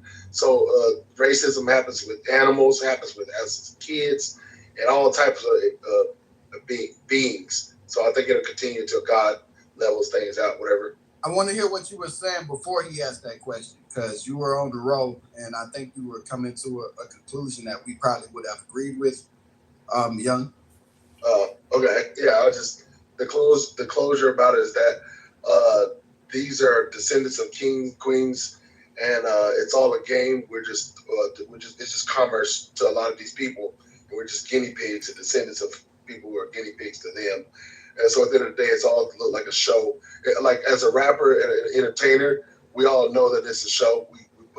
We get our views, we pay for the views, and we get put out there, and everybody think that they're being recommended by YouTube because you showed up on my. No, we pay for that. That's how we got in front of your face. And so like a lot of these people who are puppeteering and stuff like that, they're the presidents, they're the political people who's in our face and stuff. We hear that, but we never break it down. And so knowing that, just to mention a president, when you hear somebody say a president, they do have their autonomy. They do have the right to speech and all these things. But at the end of the day, I already said it. So I mean, like, that's all. I'm not gonna keep Okay. Let me ask three questions. Number one, where do we want to start? I can start. Why are you gay? Hold on, Rudra. I know you, Rudra. I knew you wanted to come in. I want to give you the mic. Rudy, will you forfeit your mic to me? Rudy, I don't. Where's Rudy in this room? Bro, you're already talking, bro. You had the ball. You just had to Rudy and rude you out. Look, you're just, your bitch ass is just mouthing away while this guy he's not even ready, okay? Why are you gay? Why are you gay? That's 500. Why are you gay? Shout out to Africa. Fight. Yeah, go suck a Jewish dick, okay? Go suck a Jewish dick. Don't ever talk to me like that. Shut up. Wait, all right. We're gonna have a normal conversation and maintain decorum. Okay, wait. I just want to tell Bima. Did you hear that Hayden Panettiere died today? Oh my God, she's late. Okay. No, I'm sad. Yeah, that happened this afternoon.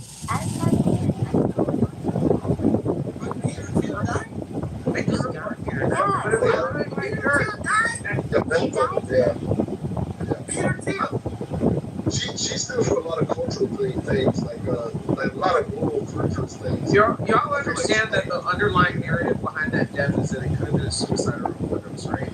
Well, because I saw her. They always say. Yeah, they love that shit.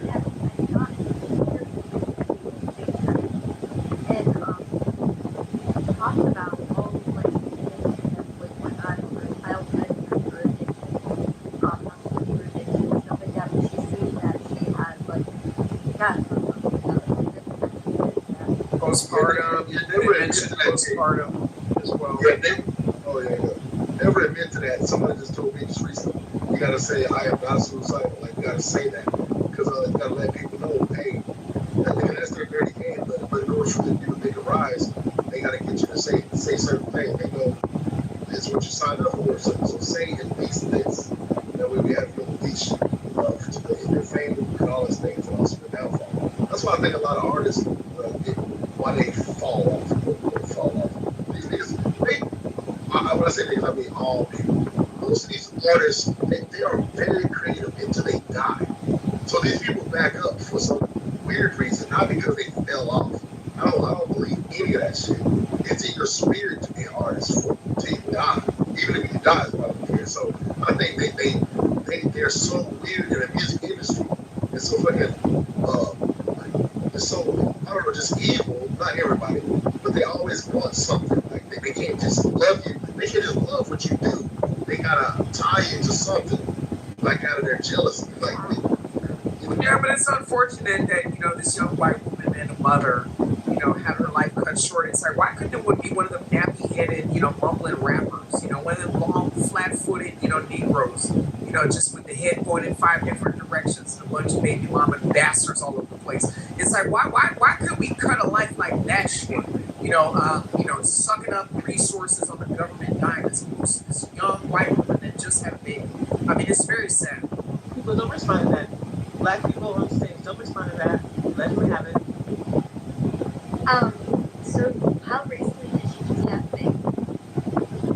Was it like a year? Dr. Adams, don't be here. Let me console you. Don't be so sad. A white actress guy. She actually is such a good actress. She's not really dead.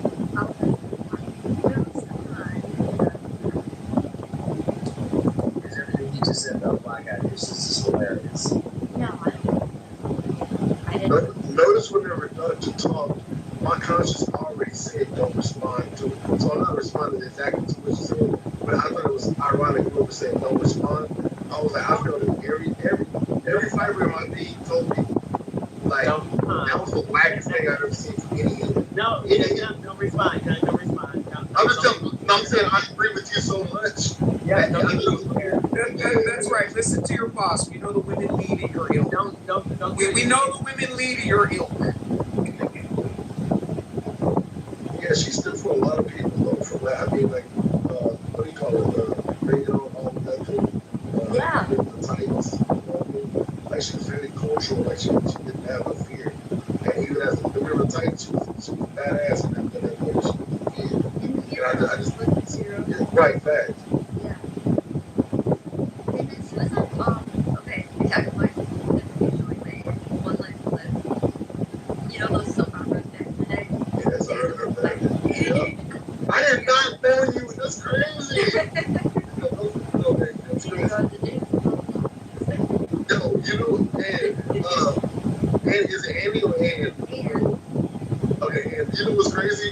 I used to always make fun of those shows a little bit in a sense, but I watched them though. Because grandma, she always had to watch it. But you know what I'm saying? But with the glass, like notice everything was dreamy. Yeah. Like the glass falling shining. No, yeah, definitely. You remember those two twins? They were like old guys. They had white hair. I can't remember the names. Names of my life, all my children. Oh my God.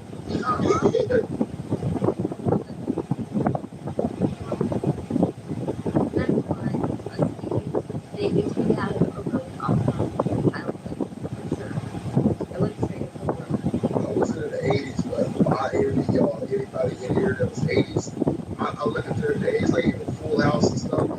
My God, man, I remember coming to the earth, seeing my brothers, and seeing the clothes that they wore, and looking at the videos, I was like, oh my God, this is a dream. And hearing their music, that was music, oh my God.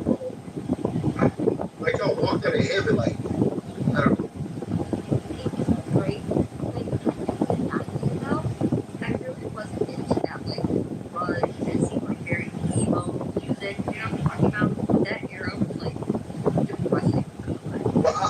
I like it because it's all on memory goes in, but it would be different. Well, that was a good description too. Wait, did we end the Obama conversation? Oh, you still want to talk about that?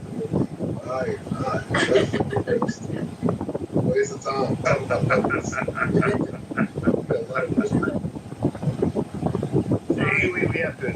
we have to admit that Obamacare was absolutely awful, right? I mean, here we are again now 20 years later. This is what the modern day Democrats do, is they create this stir a lot of like, we're going to save the world, and then it falls flat. People make excuses for why it doesn't work out, and they say, well, we just didn't go far enough. We didn't do enough. Isn't that what Chai said? To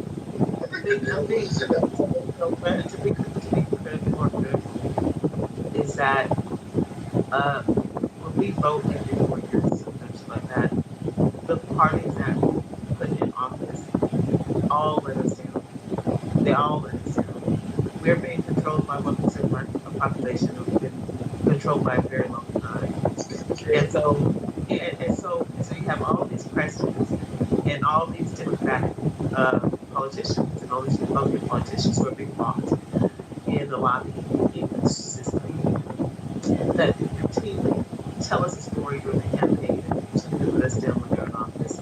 That's just across the board. And the uniqueness about Obama's presidency is, even though that's already a hard pill to swallow, that you get to the presidency, you have this idea and you want to make change and shit. You have this stubborn Democratic and Republican Party that are being sold off by the 1%.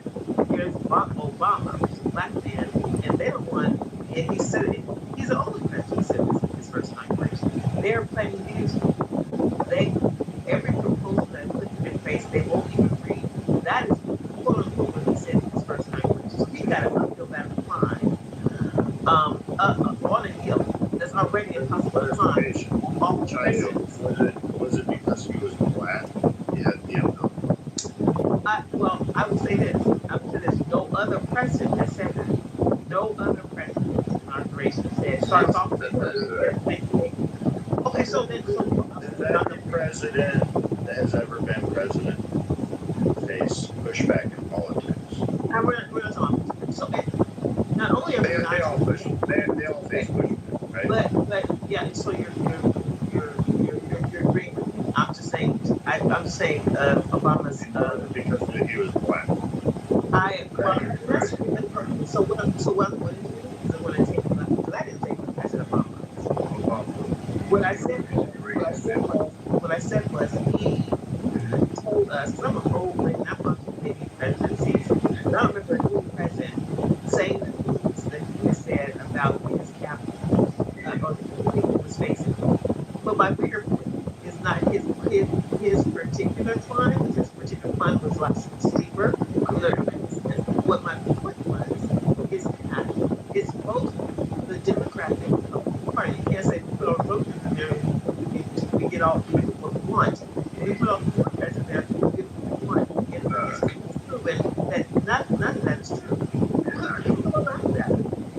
Nothing is true. No party has gotten in there and has given us the public the things that they promised in their campaigns. Anything that they have promised us during their tenure in office, they haven't done it. I'm getting an echo. Where am I getting that? Because I can't get that much.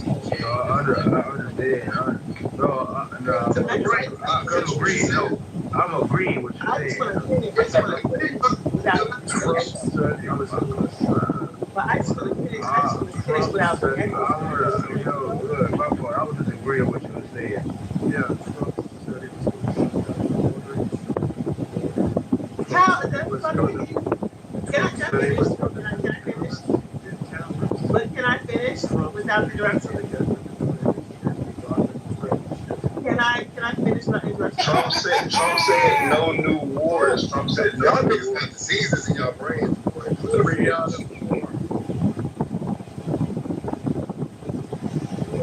So yeah, please finish. Go ahead. I put that. So what I have decided is just not. Y'all want to hear what I have to say? Y'all. I do. I won't fight it. I just won't fight it. I'm just even. Let's look at right now. America's all campaigning around the midterms. Where in history we have the midterms and us overturning, them overturning, has it ever made a real impact on our day-to-day lives? It just hasn't. It just hasn't. It doesn't matter which party has the power in the White House. They just do that because they're bought out. All of them are bought out by this lobbying system. That nothing matters. We're in a fucking scale. It's the government and the lobbying power, and the very people who are fucking suffering. That's my bigger point. Right. So yeah, I'm probably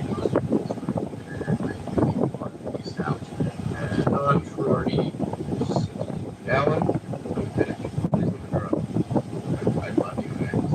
Sorry, I got that way.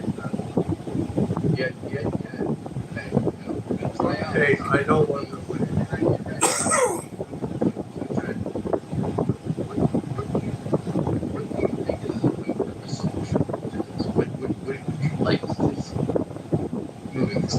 The first thing, like historically, the electoral, whatever you call them, people, be on. Yep, that's be on. That's the first thing. That should be on.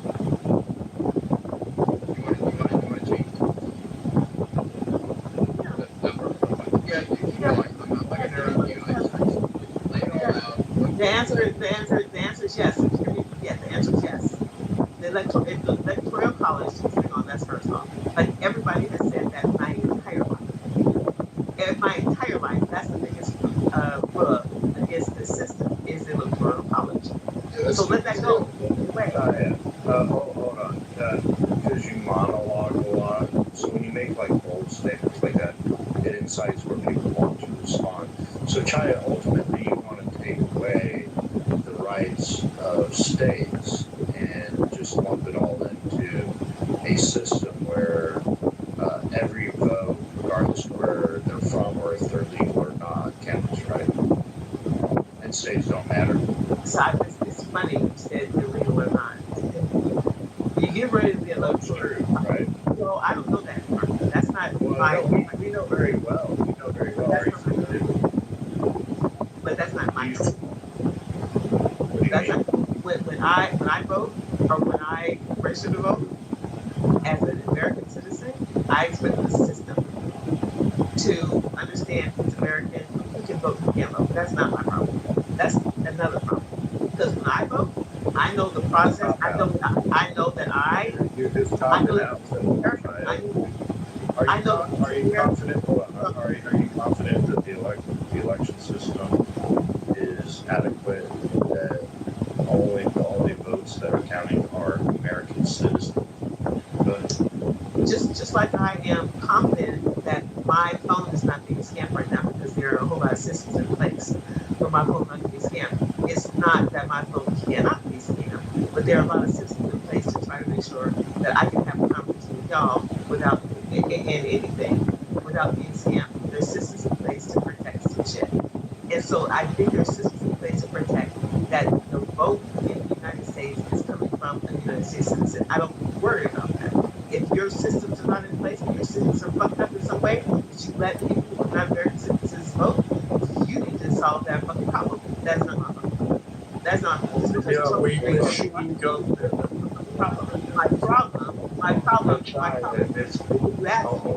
Hold on, Chai. You answered the question. The issue is if you dismiss the electoral college, then it does become everyone's problem if another state has illegal votes or not. They need it, and the powers that be need to solve their security issues. That's not the problem. The problem is, hold on. No, but it becomes your problem. Do you agree? It becomes your problem if you start counting all votes not according to per state, but as a nation, it all gets lumped into the same pot. Then it would be like, then it would matter to me being in the state of Alabama, or the state of California, or the state of Minnesota runs their election. Would you agree? It's what you asked me, something. For me, hold on. What do you mean it's not relevant? Yeah, I mean, logically speaking, because of the question you don't understand. Hold on. Do you understand? No, it's not. You didn't give an answer. Do you understand the question I'm asking? So there's two parts. If you why did he need to talk to rational people? The second part, that was actually the only answer. The second thing, bringing to. So if you change, so then you answer. Hold on, Chaya. So we can be clear. Then you answered. However, so if we dismiss the electoral college, that right now that lumps our votes into per state, and our states count as a point system. That would then mean all of our votes would count. One vote, one person would count nationwide, and all votes would be counted nationwide. Do you agree?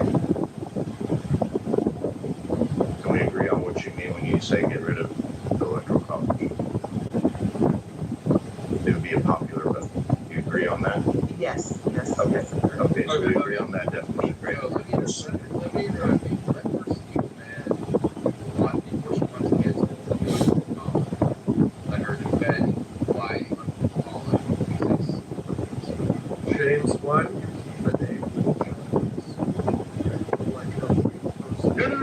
No. Yeah, you are. Yes.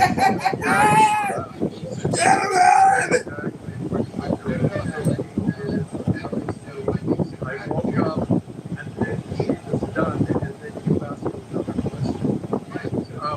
Just ask her out on the date. Okay?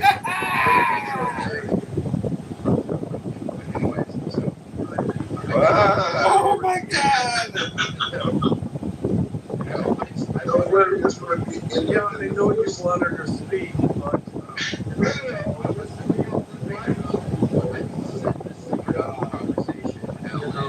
Oh my God! We fucking found her. Hold on.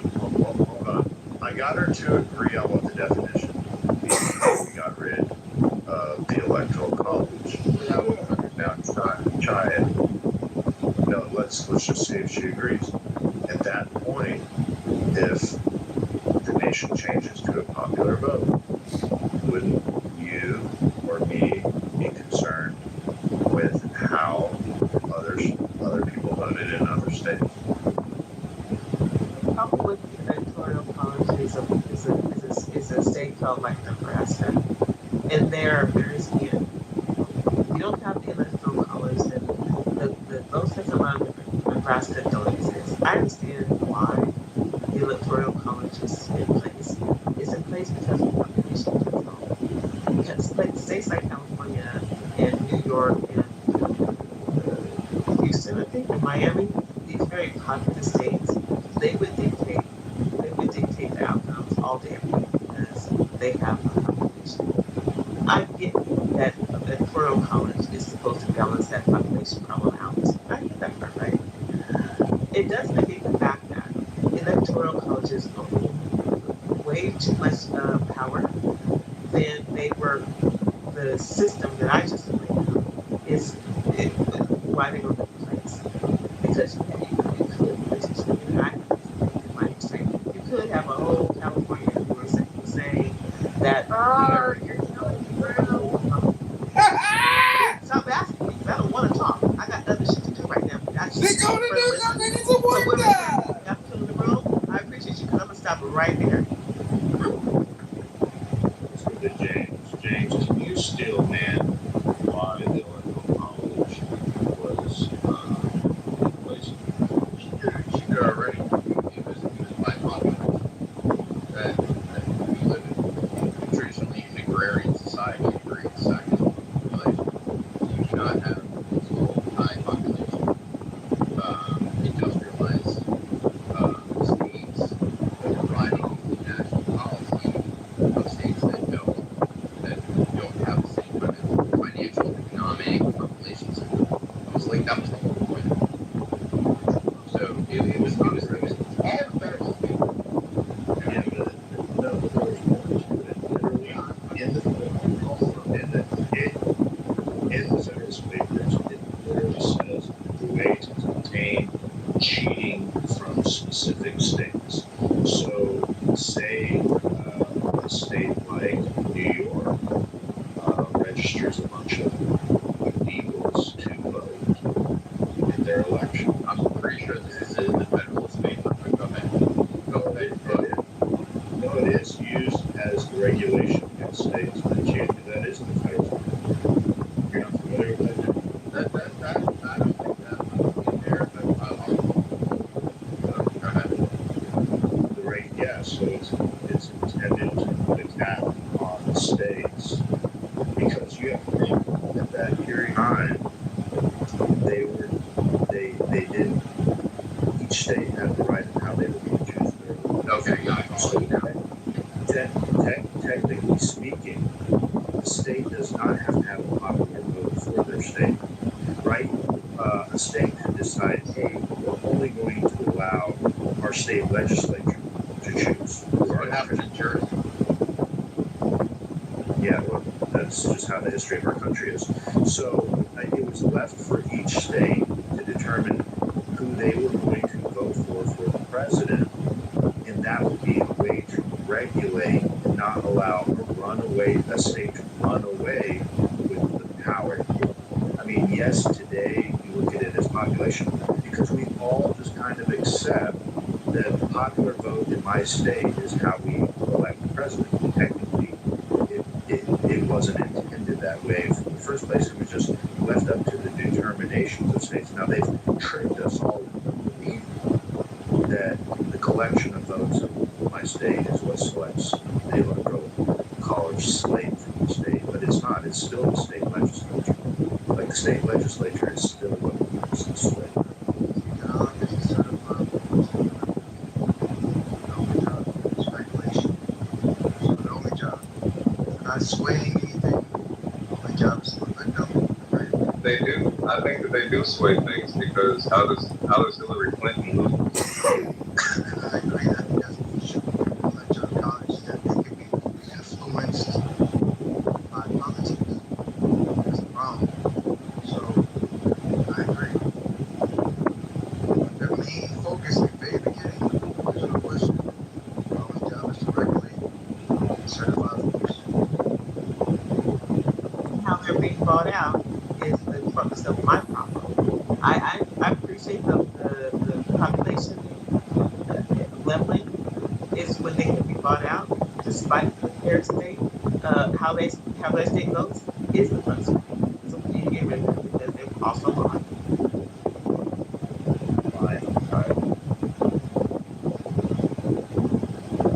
Well, exactly what politicians, big corporation, which get a high taxes.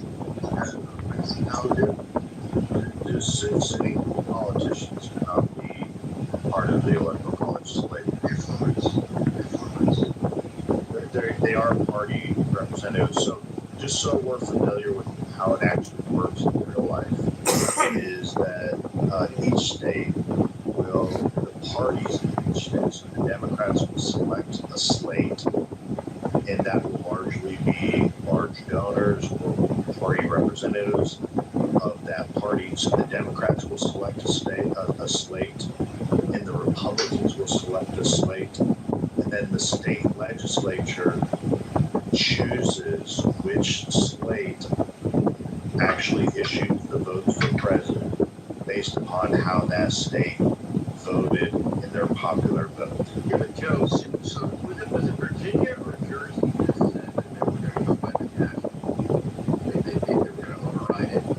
Like there's a movement that they have largely, I mean, I want to say it's about 20 states that have said our state legislature will select the slate based upon how their vote goes. Now, it's a way to circumvent the electoral college by keeping in place the current form of the electoral college, but instructing the state legislatures to appoint the slate of electors from either party, Democrat or Republican, based upon the popular vote. So, Joe, you're saying that you can't make it from national popular? Well, there's about 20 states that have signed on to it. However, they're not going to wait until they have enough states signed on board. So they need enough that reaches over 207. So they're withdrawing, moving forward with doing that until enough states do it. I think you need like 32 states or something to get on board to do this. They can pass state legislature that says rather than the popular vote of your state, choosing or instructing the legislature of which slate to choose, then it would be the national vote that tells the legislature which slate to choose. Are people understanding this, or am I just too deep in the weeds? No, you're making sense. Okay. Yeah. Okay. Cool. I want to make sure I don't want to drain people out. So that's technically exactly how it works.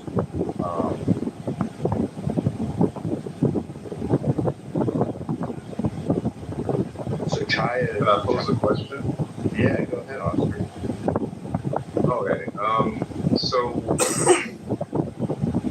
does that not seem like just like the purpose of it, like whatever you think it is? Doesn't it seem like, in effect, a way to dilute the will of the people? What's your position in that regard? It would be the will of the people of each state. So technically, I don't know what all states y'all come from. I come from Alabama. Maybe we get some others to say what state they come from. It would. I'm in Mississippi. All right, Mississippi. So the state of Mississippi, when you guys vote for the president, you're instructing your legislature to appoint a slate based upon who the will of the people of Mississippi have selected to vote for president. Yes, it would circumvent the will of the people of the state of Mississippi if the state of Mississippi changes their law to follow who the national vote would be. And then we would all really ultimately be at the mercy of the media choosing who the president is, because we know, I mean, what's it take for CNN or Fox News to just say, well, this person has received the most popular votes, and that's who each state should then appoint their slate. I get what you're saying. You're against the idea of, California deciding what Mississippi does. And I'm from Mississippi, and I'm a proud Mississippian. And one thing about Mississippi, like, we didn't get rid of prohibition until a few years ago. So, like, we do our own thing. So I totally kind of understand that perspective on things. But I'm just like, I don't know, bro. Like, how do we get a situation where we elect Clinton, but we got Trump? You know what I mean? Like, how would you diagnose that situation as far as, like, what everybody wanted was this thing, but then we got this thing, I didn't want her. Okay, just to be clear. I'm just saying, go ahead. To answer your question, if you went to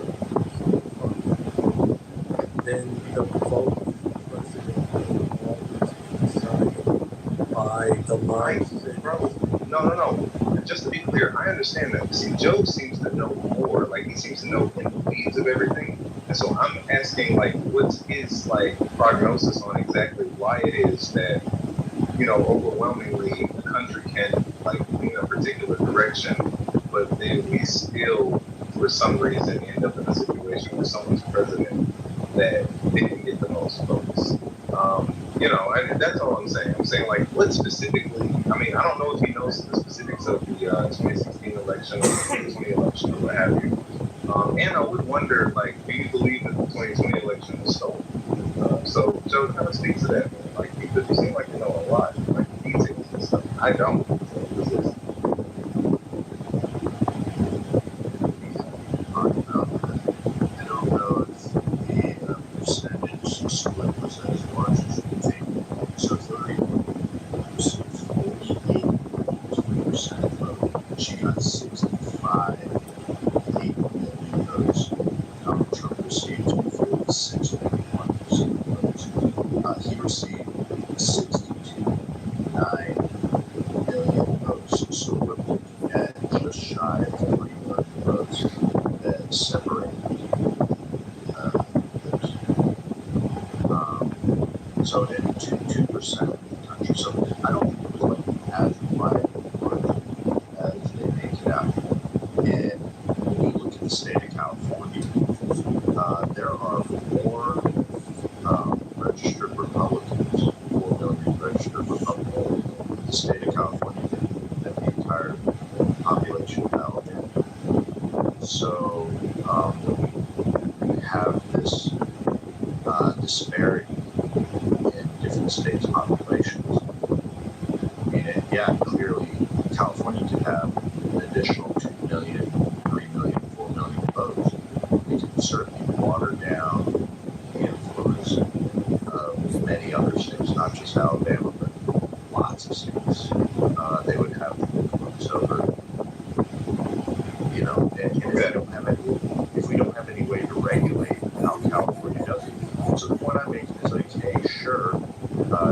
respond to kind of how Chai was saying. Sure, if we go ahead and go with a popular vote, then I want to be able to have influence and say in who gets to register in California's election system. Right. That's just rational.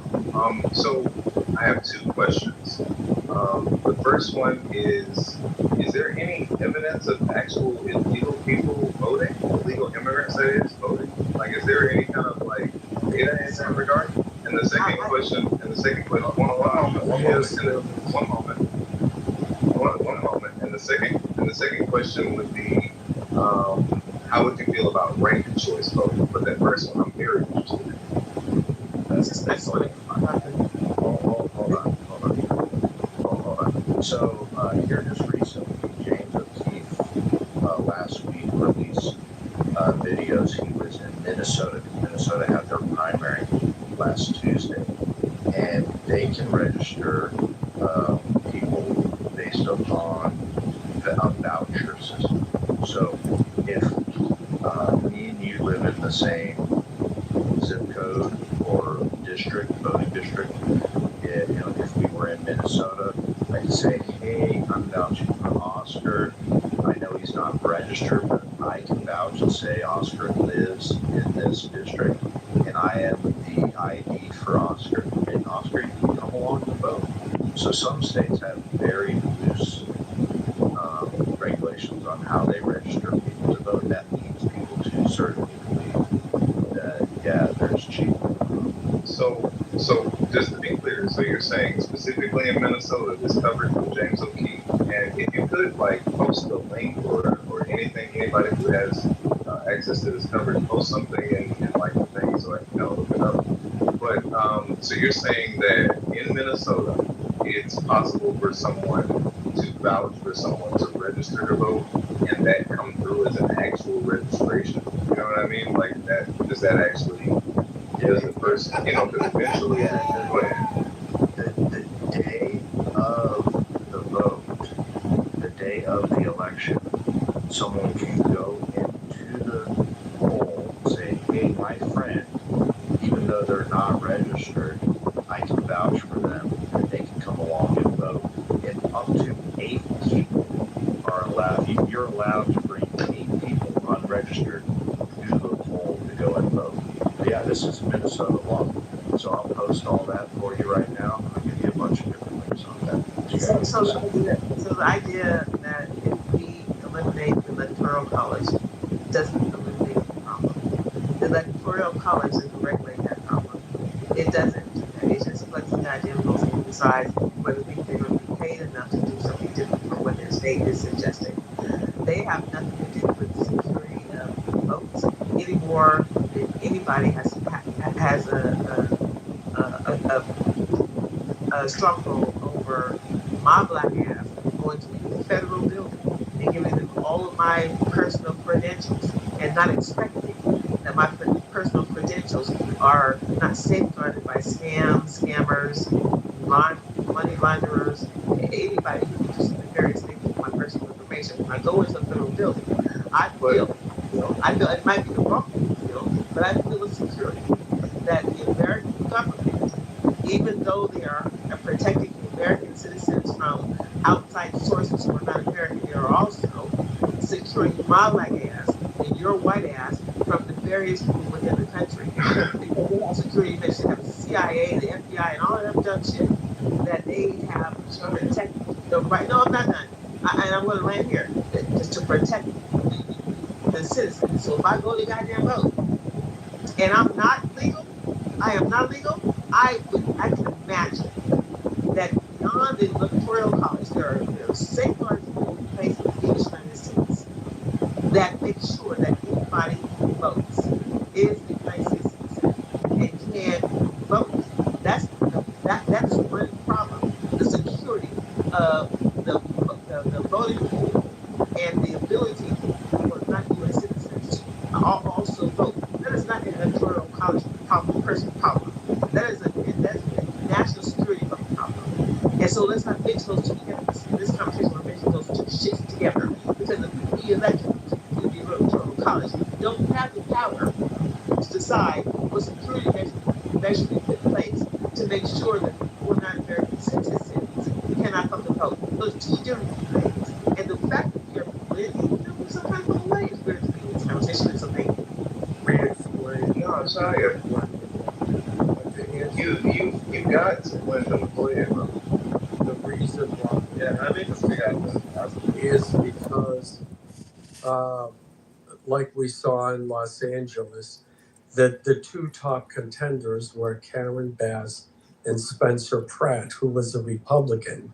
And then at the last minute, what they did in order to eliminate Spencer Pratt from the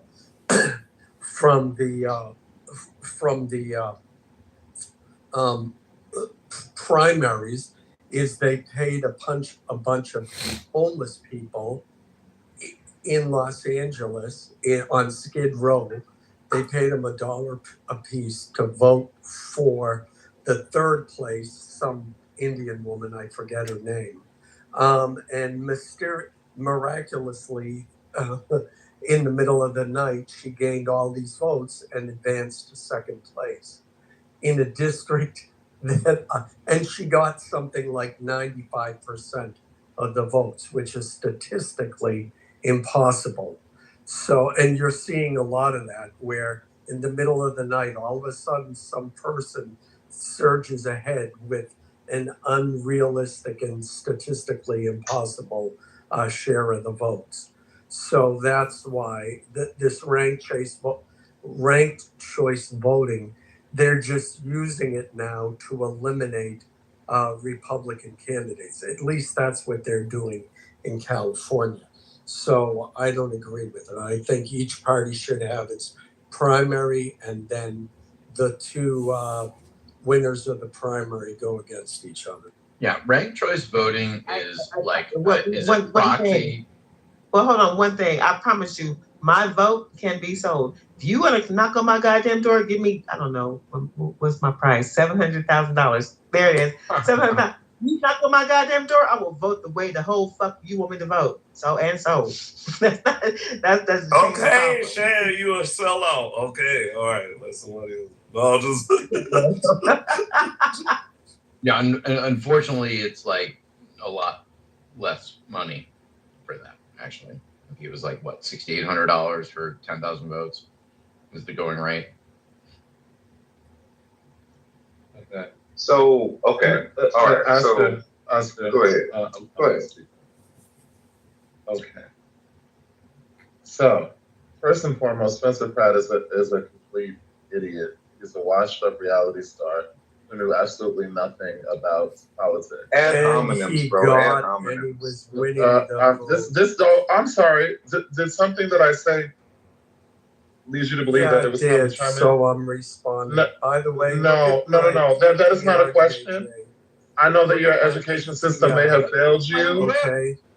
I know that you may or may not, be experiencing early onset dementia, but I'm going to need you to understand that unless a question has been asked while a speaker is talking, that is not a time for your geriatric ass to go. Let him finish. Let's not. Let him finish. Let's not. Let him just Because I finish, bro. still have smoke for people. Let's not. You said you were going to find me and Ray. Let's not. No, nobody wants to fuck your old ginkgo biloba having ass. I got to get control of the room. Listen, I've put the post up here, and here's the link. James O'Keefe dressing up in Muslim garb, bringing a transgender, a Muslim, or a person portraying themselves as a transgender Muslim dressed up in a burqa, vouching for them to be able to register to vote on primary day. Look, Minnesota has a very loose registration process. Did anybody vote? Did they go ahead and try to vote? Well, you'll have to watch the video. I'm gonna watch it. Yeah, you're going to have to watch the video. However, the idea is to display how loose their registration system is. And this is just one small microcosm of other states. They tend to be very blue states that are just open for anybody to be able to vote. But look, we're going to give JJ a time to respond. JJ, we're talking about the Electoral College, how Democrat states are very loose in their registration requirements and also voting process. If you'd like to chime in on that.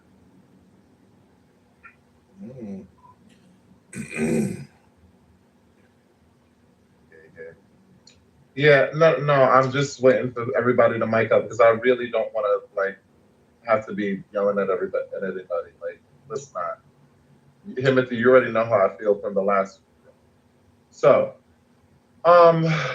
yeah. So, yeah, we need to get shit in order. If I'm definitely for that because I believe that election integrity is important. You know, I don't like people lying and fear-mongering about it like Trump, but I do understand that shit needs to be tightened up. So I have no problem with that. That's not necessarily a partisan change issue. Like, that's more of a, we need to just have better candidates that are vetted and, you know, better governance to make sure that this shit doesn't happen. It's absolutely ridiculous for people to be able to exploit the electoral process, you know, to try to cheat the system. Like I was saying before, Spencer Pratt is a joke, and that's why he lost. So I think it was trash, the Republican, that Trump tried to step in and bitch about his loss, but that's what Trump does. Anyway, this shit that at the top of the screen, I think it's absolutely disgusting. But again, I don't think it has anything to do with the actual transgender community. I think it has to do with people trying to game the system, which I'm totally against. The last thing I wanted to say is to what you said, Joe. This is my thing with the Electoral College, right? I think that I reject the notion that every state has the same value. I reject the notion that every state needs the same voice. I think it's really problematic when we live in a democracy. You know, I know people like to call it constitutional republic, whatever. Like, you know, conservatives say that's fine.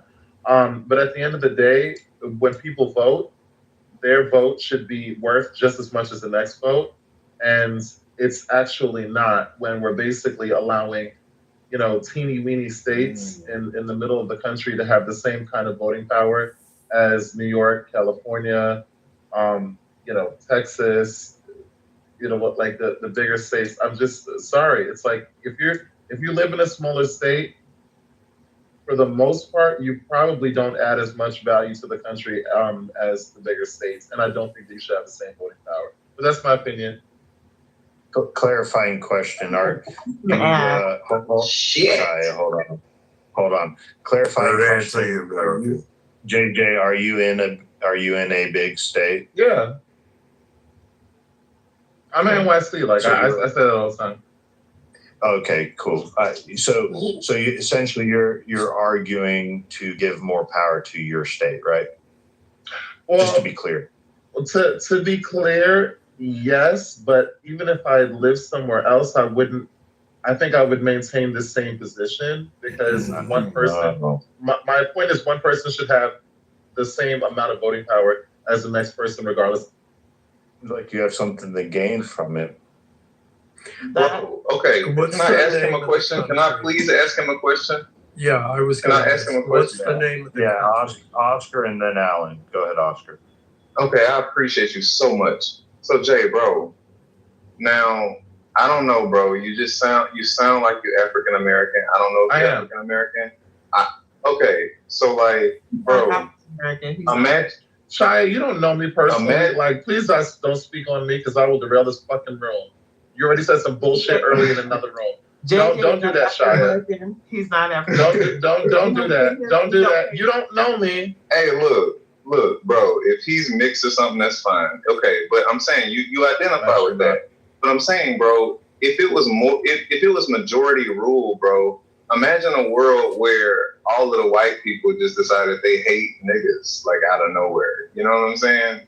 Like, wouldn't that be a bad thing? I know you would probably say that that's to happen with Trump, but I'm just saying though, like, like if majority really rule, wouldn't that make the minorities a problem? Like, you know what I'm saying? Like, what do you think in that regard?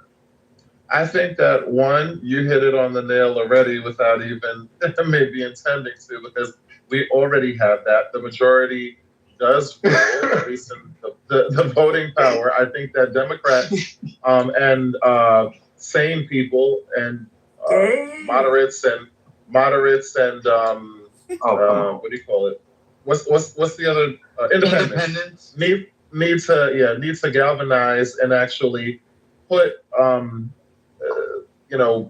I'll say this, non-Republicans back into office, because the way this shit is going down right now is very, very problematic, and I think that the country needs a brief. For whom? Who's it problematic for? It's problematic for anybody who's black or brown. It's problematic if you got an accent. It's problematic if you don't have a passport, which literally millions of Americans don't, and you want to vote. It's problematic for people who are just trying to buy gas and groceries at a normal rate. Okay. What is? How are you gonna tell me as a white woman who I can speak for in the black community? That shit is weird. Me as a person, I only can speak for myself. Okay, but what? No. I was asked the question. Getting a passport. What systemic barrier is keeping you from getting a passport? No. Money first off. But He doesn't need you to cape for him. Baby girl. All right, so let's get this back. Yeah, Wow. Yeah. I said, See, the I thing said is, after Oscar, Alan. that Yeah, go ahead, Alan. we are in the current moment. There are people who feel like they don't like the state of the government. They don't like who's running the government. And they know that if they went to a simple majority voting system, that they would gain an advantage, and it would be very difficult then for another party to gain access to the White House. But this is exactly what the founding fathers sought to prevent, and which is exactly why they put in the Electoral College, because democracies always fail. Mob rule always fails. And Oscar's example was the perfect example of that. If white people, first of all, white people are not by and large racist against black people, even though there are those who would like to portray that they are, et cetera. But if we decided, gee whiz, we're tired of black people and we want to do something about it, then the majority rule would enable that to happen. So the people who are advocating for a popular vote only system are doing it because in the moment they feel like they would gain an advantage, not realizing that it would in the end be their demise. And that, again, our founding fathers understood this. And this is why we have the system we have. It's not called the United People of America. It's called the United States of America. So our system is founded around a state identity, not a city identity, not a party identity, United States. We each have diverse and inclusive states.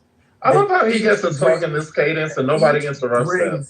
But when I talk and I talk fast, I get interrupted. It's really weird. Well, that's okay, Jay. No, it's not okay. That wasn't for you to comment. I'm just making an observation. I'm just making an observation. And I because he literally talks like he's slow, and it's okay. The last submission you made, I didn't interrupt you. You were right, but I will land with this. Each state brings a diverse, unique, and inclusive contribution to our country. And wouldn't it be terrible if that diversity was destroyed because of the popular vote. If you want to be progressive, you need to keep the Electoral College to preserve the diversity that our founding fathers baked into our system. So they Alan, were geniuses. So Alan, these are the United States, and there's no visa requirement or no passport requirement for Americans to move from state to state. It's fluid. Correct. It's not as stringent as you propose it to be, because where did I made no such claim, Chaya. I'm trying to respond to you though, Alan. Okay, the fact that our population by saying Alan, I want to make it more Alan, I just want to Alan, I'm not trying to challenge you. I can't answer a question that I didn't say. I didn't ask you a question yet, though, right?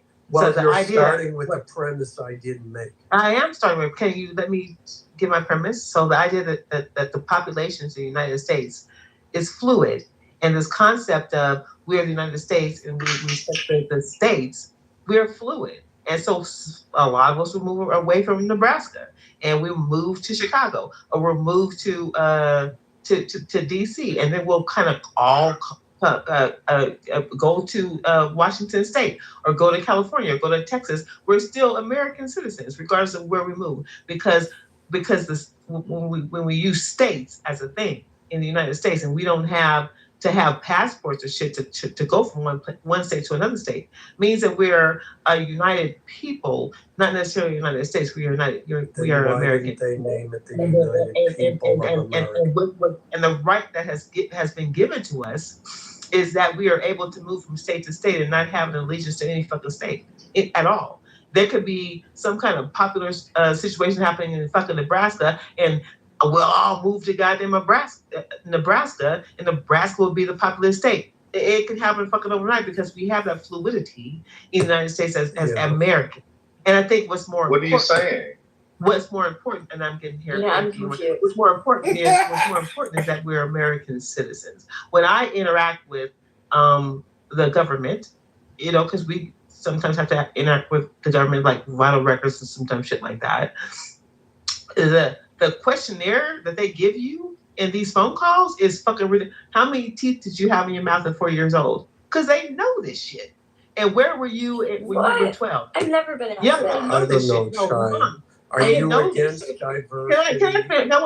I want to finish this without interruption. Thank you very much, because I let you finish, Alan. What I don't want to do, what I did not do is disrespect you in the way that you spoke. I respect you. I respect the way you. Alan and Jay literally just made a submission about you speaking uninterrupted, and you're interrupting other people.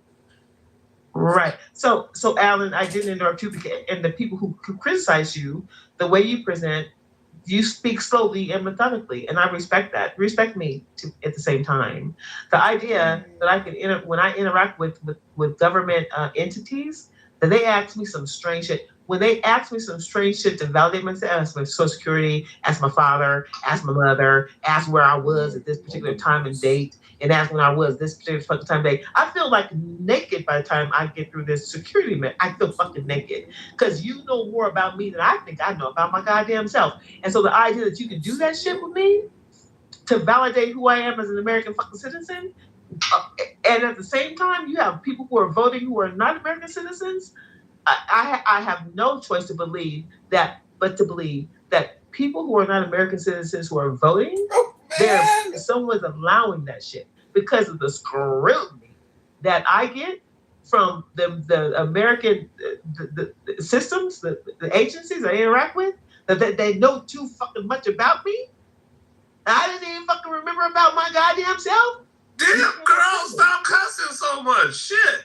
God. You cannot tell me. I like how you cannot tell me. Come on, y'all, because this is come on.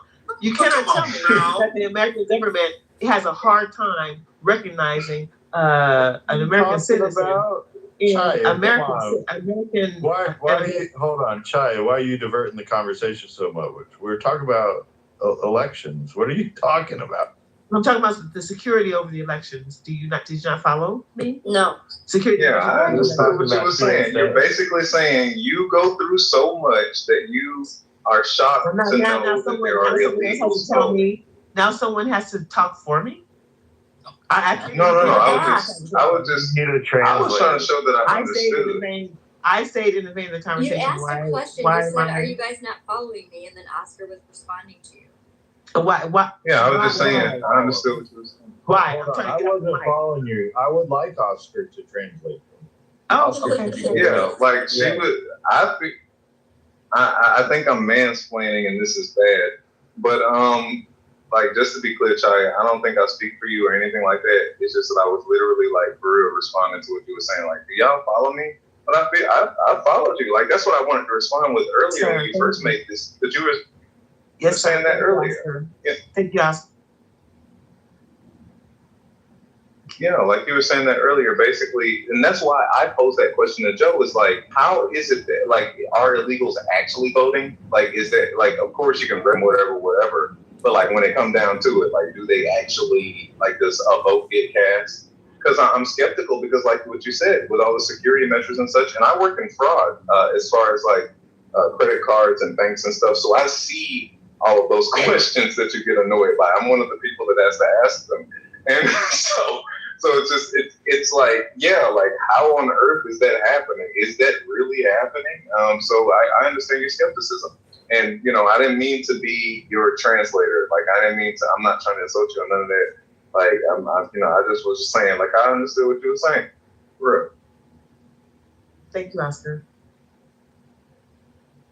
Okay, so I actually it's funny because even through a lot of ish galloping, like I actually agree with one thing, which is, affirming my point.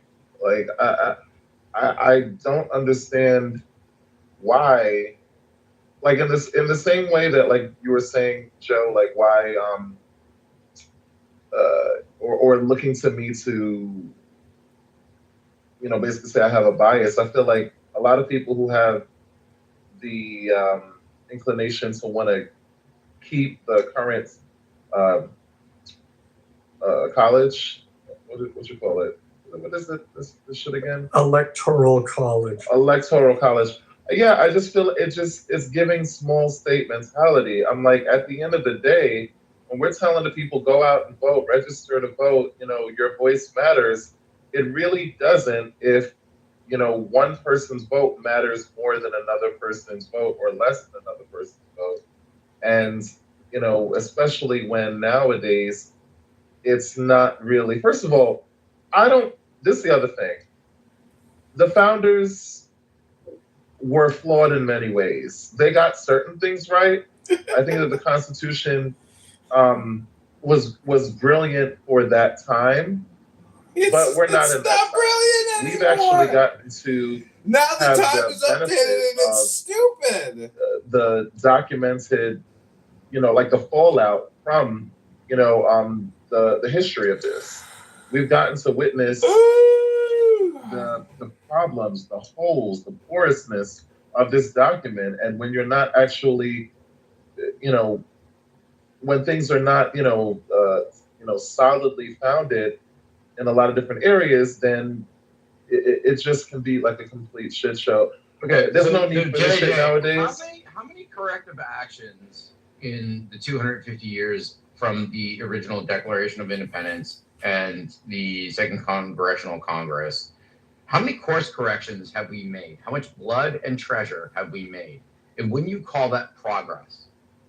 Yeah, I'm not saying that there hasn't been progress. What I'm saying is specifically when it comes to the electoral process and the fact that there's a lot of other things that the Constitution didn't get completely right. I just looked to this document. What didn't they get right? Okay, James, I'm speaking right now. No, I want to. Let that be your. Let that be. Let that be your last motherfucking interruption. Finish. It's not that You can answer the question. Let him be your last fucking interruption. You're not a fucking mom. What the fuck is wrong with you?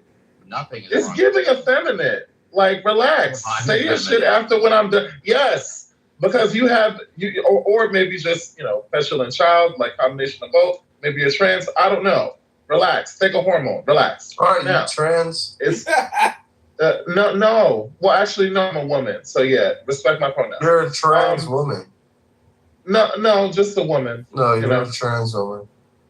Okay. All right. Well, yeah. I aspire to be just like your PCR.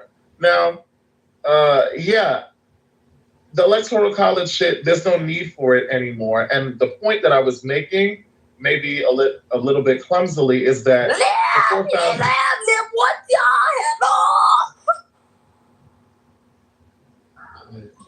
Always during my fucking submission. Okay, is that what do you call it? The Constitution is not perfect. The forefathers didn't get everything right, so I don't look at them as the be all and end all to basically say, oh well, we can't change any of this shit. Yes, we can. I think it's important, especially in our modern, voting structure, and I think it would empower people or motivate people to actually want to vote. How much of our country, how much of the electorate doesn't vote? People don't vote. So I nearly half the electorate doesn't vote. Thank you, Marshall. Half of the country, and listen, I've done campaigning, and a lot of times what I hear, a lot of times what I hear from people is, my vote doesn't count. My vote doesn't matter. I've literally heard that many, many times. So if we actually, I'll land with this. Since apparently every time I speak, like, people have to get off their fucking mic and do weird shit. But y'all got it.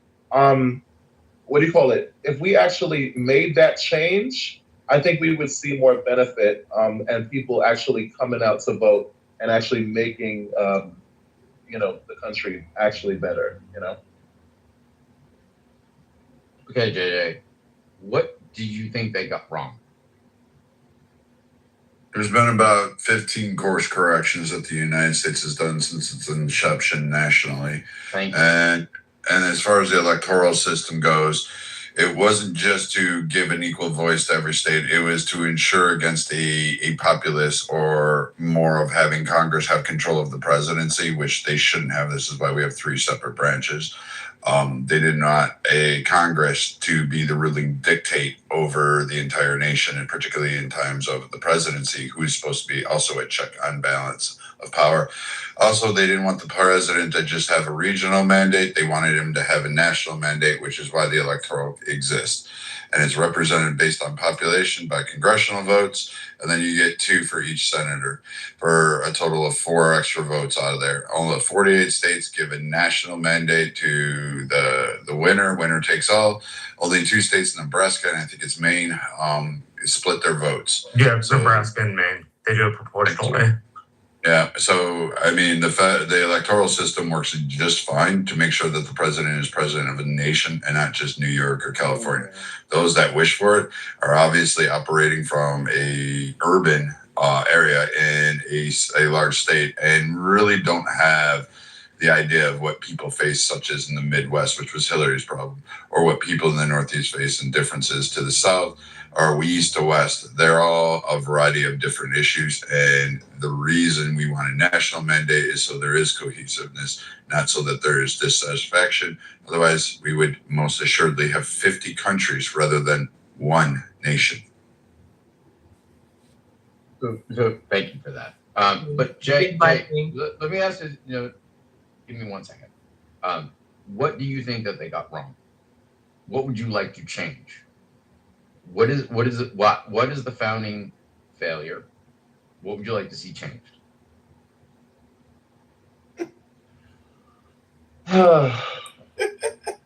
First and foremost, I think that there should be term limits within really the entire government. We have that for what do you call it, for presidents. We need. I think we actually need, first and foremost, term limits on the Supreme Court. I think that Why? Wait. We also, let me interrupt you for a second. historically, and this is across the entire political spectrum, the Supreme Court is moderated more to our foundation documents, and this includes Ruth Bader Ginsburg. Like, there's a reason why they don't have term limits, because they keep going back to the original document, and over time, they become more originalist. So that's the story. No, the reason they don't have term limits is because in England during the colonial period, the king could get rid of justices at any point in time, which is why our justices serve as good behavior. Right. But what I'm saying is, historically, they've become more originalist, and it's a career thing. It's a them returning to the document, and that's why it's a third branch. So why would you want JJ to have less experienced justices on the Supreme Court? Less experience? What are you talking about experience? I'm talking about a term limit. Yes, why would you want term limit for Supreme Court justices? Because you should, first of all, the ruling on your first case should be just as good as the ruling on your last case. Like, I don't think these people, well, first and foremost, for me, the Supreme Court justices should already be judges who made rulings, who understand how rulings work, and who are able to stand by each and every ruling because there's such a significance of it. It's the highest court in the land. So I don't think that's something that you need to work your way into. No, you should come ready to go from day one and be able to stand behind each and every ruling that you make. And if you can't do that, then that's a problem. And we're seeing some of that now. Well, so let me ask you this. Do you think someone at the age of 30 has the same viewpoint on the law and the understanding of the legal system and the foundation documents of the country as someone that is 50 years old, who has been sitting on the bench for 25 years? Who is this fucking retard? I think that you're making a you're trying to make a gotcha question, and it's not a gotcha question. No, because I'm saying that I personally don't believe, based on my experience and based on the things that I've witnessed and based on the stories that I hear, there are people who can sit on the bench for 20 years and not be doing shit, but farting and stinking up the bench. It doesn't mean necessarily that you're better simply because you have more experience. Like, that's not how the best works. I mean, we have a whole president who his whole campaign was, I'm an outsider, I don't have experience, and that was the appeal, right? So I just don't buy this whole thing about you need experience. Like, you need education, you need qualifications, but experience, no. Yeah, let me ask you, just give me a range. How old are you? No, I'm not 30s. Yeah, no, 30s. 30s. Okay, fair enough. Okay, and some perspective. Okay, so do you think that your worldview is different at the age of 30 than it was when you were 17? Oh yeah, of course. Okay. Do you think your worldview will be different from the age of 30 to when you're 50? That's a difficult question. Yeah, it is difficult. I have a question for that because I'm old. I'm the oldest person in the room. I doubt it. Oh God. Ask me that question. We don't want to ask you anything. Yep. Okay. Hold on. We're getting way off. We don't need to be asking people's age. James, you challenged me saying that it wasn't in the Federalist Papers. Federalist Paper number 6. No, I believe you, Joe. I did. Yeah, I conceded that. I was like, you know what? I just never heard that part of it. So hold on. I want to state it. What it's talking about, the Electoral College was put in place because there was nothing more to be desired than that every practicable obstacle should be opposed to cabal, intrigue, and corruption. So if we allowed an area of the country to centralize the vote, because you have to think not everyone goes and votes, that you could have a cabal rise up through legitimate or illegitimate means and flood the vote system with votes, and all the states would then have to adhere to that cabal. Yeah, and that was literally the reason why they put the electoral college in place. Yeah, it wasn't they were just picking territories. I mean, look at Montana. I mean, look Montana. At the time of the writing of the Federalist Papers and the Constitution, Montana wasn't even. I know. glimmer in their What I'm saying is that they already saw this, because you take like Utah. Utah was almost like its own Utah country. wasn't even a state. It wasn't even thought of. I know that. Utah doesn't come around till like 50 to 100 years later. What I'm saying is they foreshadowed this. No, they foreshadowed human behavior is what they looked at. Yes. They saw how people are, at the desire of power, people are corrupt naturally, and they will do everything for power. And the reason the Electoral College exists is to restrain that desire of corruption. You and I are 100% in agreement on this one.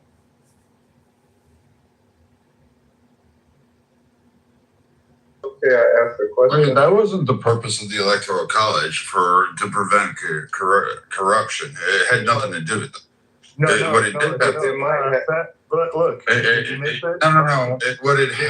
Hold on. Did you miss what I said? Literally, Federalist Paper number 68. This is. Yeah, I know what the intended and what you're trying to parse out, but the step against corruption was the checks and balances that they put into. This is where the impeachment process comes in. This is why you can have censure, why you can have various methodologies that exist within our governments to go ahead and do this. Most particularly the impeachment. We can impeach a Supreme Court. We can impeach a president. We can impeach a lot of people, even at the president's discretion. Any appointee that is chosen or confirmed by the Senate, we can impeach. These are not just simple little things. The Electoral College was more of not necessarily corruption, but a prevention of regionality power, most particularly during slavery, to prevent southern states from overwhelming like states like Rhode Island, New Jersey, etc. This is where the Three-Fifths Compromise comes into play. This is where a lot of things start to come into play and start to fall down when they started to frame the Constitution. But that part was not to ensure against corruption. What it was more along the lines was to ensure that regionality didn't occur, which would have gave power and dominance in one part. Let me respond since you're challenging me. At the time of the writing of the Constitution and the Federalist Papers, which I'm citing here, Federalist Paper number 68, what the founders were afraid of was foreign entities seizing power of our government through the electoral process. The reason the Electoral College was put in place was to prevent foreign powers in their attempts to seize our government through corruption. That's literally what Federalist Paper 68 talks about. I'm just saying, look, where's your source? I'm okay. But you both are correct, because I mean, if you're referencing Federalist Papers, I think it's like here we go. Talk about firmness and being like the permanent nature of judicial and like having Senate the senatorial will resist any kind of majority overpower or like whim of the masses. And I mean, you're correct, Joel, and you're correct. Both important parts of I honestly I cannot understand why people are still arguing for a banana republic. I think it's just because they feel like they are in majority right now, and they're willing to concentrate the power and have tyranny of the masses. Okay. But what they don't realize is, the whims of the faith are very fickle, and as soon as they are in minority and their rights not protected, they're going to be screaming for electoral college again. But isn't that what we actually have right now? Is that not what's going on right now? No, we do not have that. No, it's not. No. That's not. Okay. I just have one question, please. I'm so sorry, JJ. It's just y'all had a whole back and forth. I just want to cheat a little bit. Give me a little bit of taste of this. Joe, I have a question. So, everybody in this room who's an American citizen is required to pay taxes.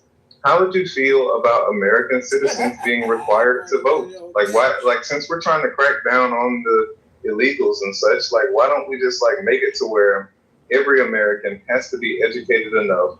Because like all of the things that you're explaining, like the regular everyday American doesn't understand these things, and part of me thinks that that's by design. Like, part of me feels like it's supposed to be confusing to the peasant, so that way, you know, only 50% of us even try to vote, and then when we do, you know, our vote isn't necessarily even represented as far as popular vote is concerned. But hey, who needs that? Because I mean, slave owners could own everything. But go ahead. James, I'll make it fast. James, he asked me, but I'll make it real fast and I'll just pass you the mic. That's called compulsory votings. Countries like Australia and Canada already have this. You already answered your own question, because the peasant class doesn't really understand the government. So should we get everyone to vote or face a fine? People will just walk in and vote for Mickey Mouse and shit like that. It's not going to make the population. But why not also require a little bit, instead of like the ad campaign thing that we have now, where, you know, basically voting for president is like picking between Coke or Pepsi. Why not have a system where like every voter understands the position of the person? Go ahead. Because that's not practical. No, I'm going to answer this question for me. Hold on, Oscar. No, not the way we work. Hold on. Oscar, how do we increase the attention span of the average American from 30 seconds? Well, I'm not really necessarily addressing attention span, but I'm just saying, if people are required to, what I'm saying, if you don't mind, just allow me to finish. Just allow me to finish very quickly. So in the same way that I was required to have a cursory understanding of U.S. history and science and such before I even graduated high school, I think that we can require something like that in basic education. And I think that we could train people. Go ahead. Oscar, I get your point. Ultimately, though, it's at the force of power.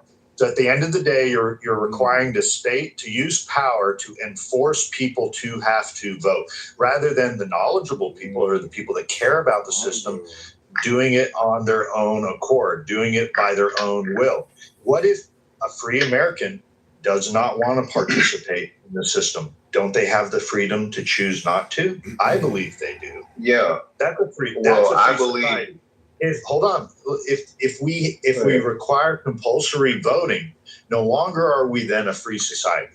Now we have the state that has to use their power to enforce, either through, literally it'd probably be fines. That's what the other country does. But what if it escalated to that we're going to put you in jail if you don't vote? It can become ridiculous to a certain point. The reason really is that what's going on in the states that you mentioned that already do this? Is it ridiculous in Australia? They have fines. Yes, I think they fine. But I'm saying, like, have they elected a monkey? Have they just elected a gorilla? No, but that's what I'm saying, bro. No, not that they elected. That they issue when they go and vote. Someone will go in to vote for Mickey Mouse, so they don't get fined. Okay, that sounds like someone executing that freedom of not voting. That sounds like someone being able to execute that freedom by voting for Mickey Mouse. Estimate out of 220 million American voters, only about 15% of that number are actually educated. Okay, Marshall, I understand this, but James gets to go, and then Marshall. Let's bring this back a little bit. Okay, so with the Emancipation Proclamation and the enfranchisement of the southern states and the Black American, okay, the control mechanism was then to put in a whole lot of things like literacy tests. So these were themed racist, okay, but in reality, it was it was more disenfranchisement. We have these arguments today with voter ID. Okay, so, and I agree with you. I think that no one should have a high school diploma without being able to pass the same naturalized citizen test that any immigrant has to come to the United States. So yeah, you're correct. We have dumbed down the population. Now, to Joe's point, I do think that if you are a citizen of the United States, it is your civic duty to be required to vote. Now you can opt out. You can, I mean, even Congress gets to vote present. So, but you do have to show up. I think you should have a national holiday. Most of the largest populations, including Brazil, which is like the 5th largest population, they have a national holiday. Everyone's required to vote, and you can vote. You can just show up and do present. But I think everyone, if you are going to demand the rights and privileges of the Constitution and be a stakeholder in this country, then your civic duty is to require to vote. Even if you just choose to vote fucking Mickey Mouse, and I don't give a shit.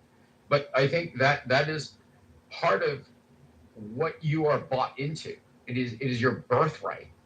Okay? Now, I'm a big fan of voter ID. I don't think anyone who is not a U.S. citizen should vote in any election. I don't think anyone that hasn't been born here for 3 generations should serve in our legislature, period. Because that's absurd. And so I'll land my plane there. So yeah, I agree with you. But James, if you're going by people citing the Federalist paper, Hamilton himself would argue against you. He considered the majority of the population, well, quite frankly, retarded. Yeah, I know. I've seen this. Yes. Okay. I get it. I mean, he believed that a certain group of people should continue to vote to determine the pathway of it. One of the reasons for the electoral. He's kind of wrong in some of his writings there, but he actually thinks, and he was correct.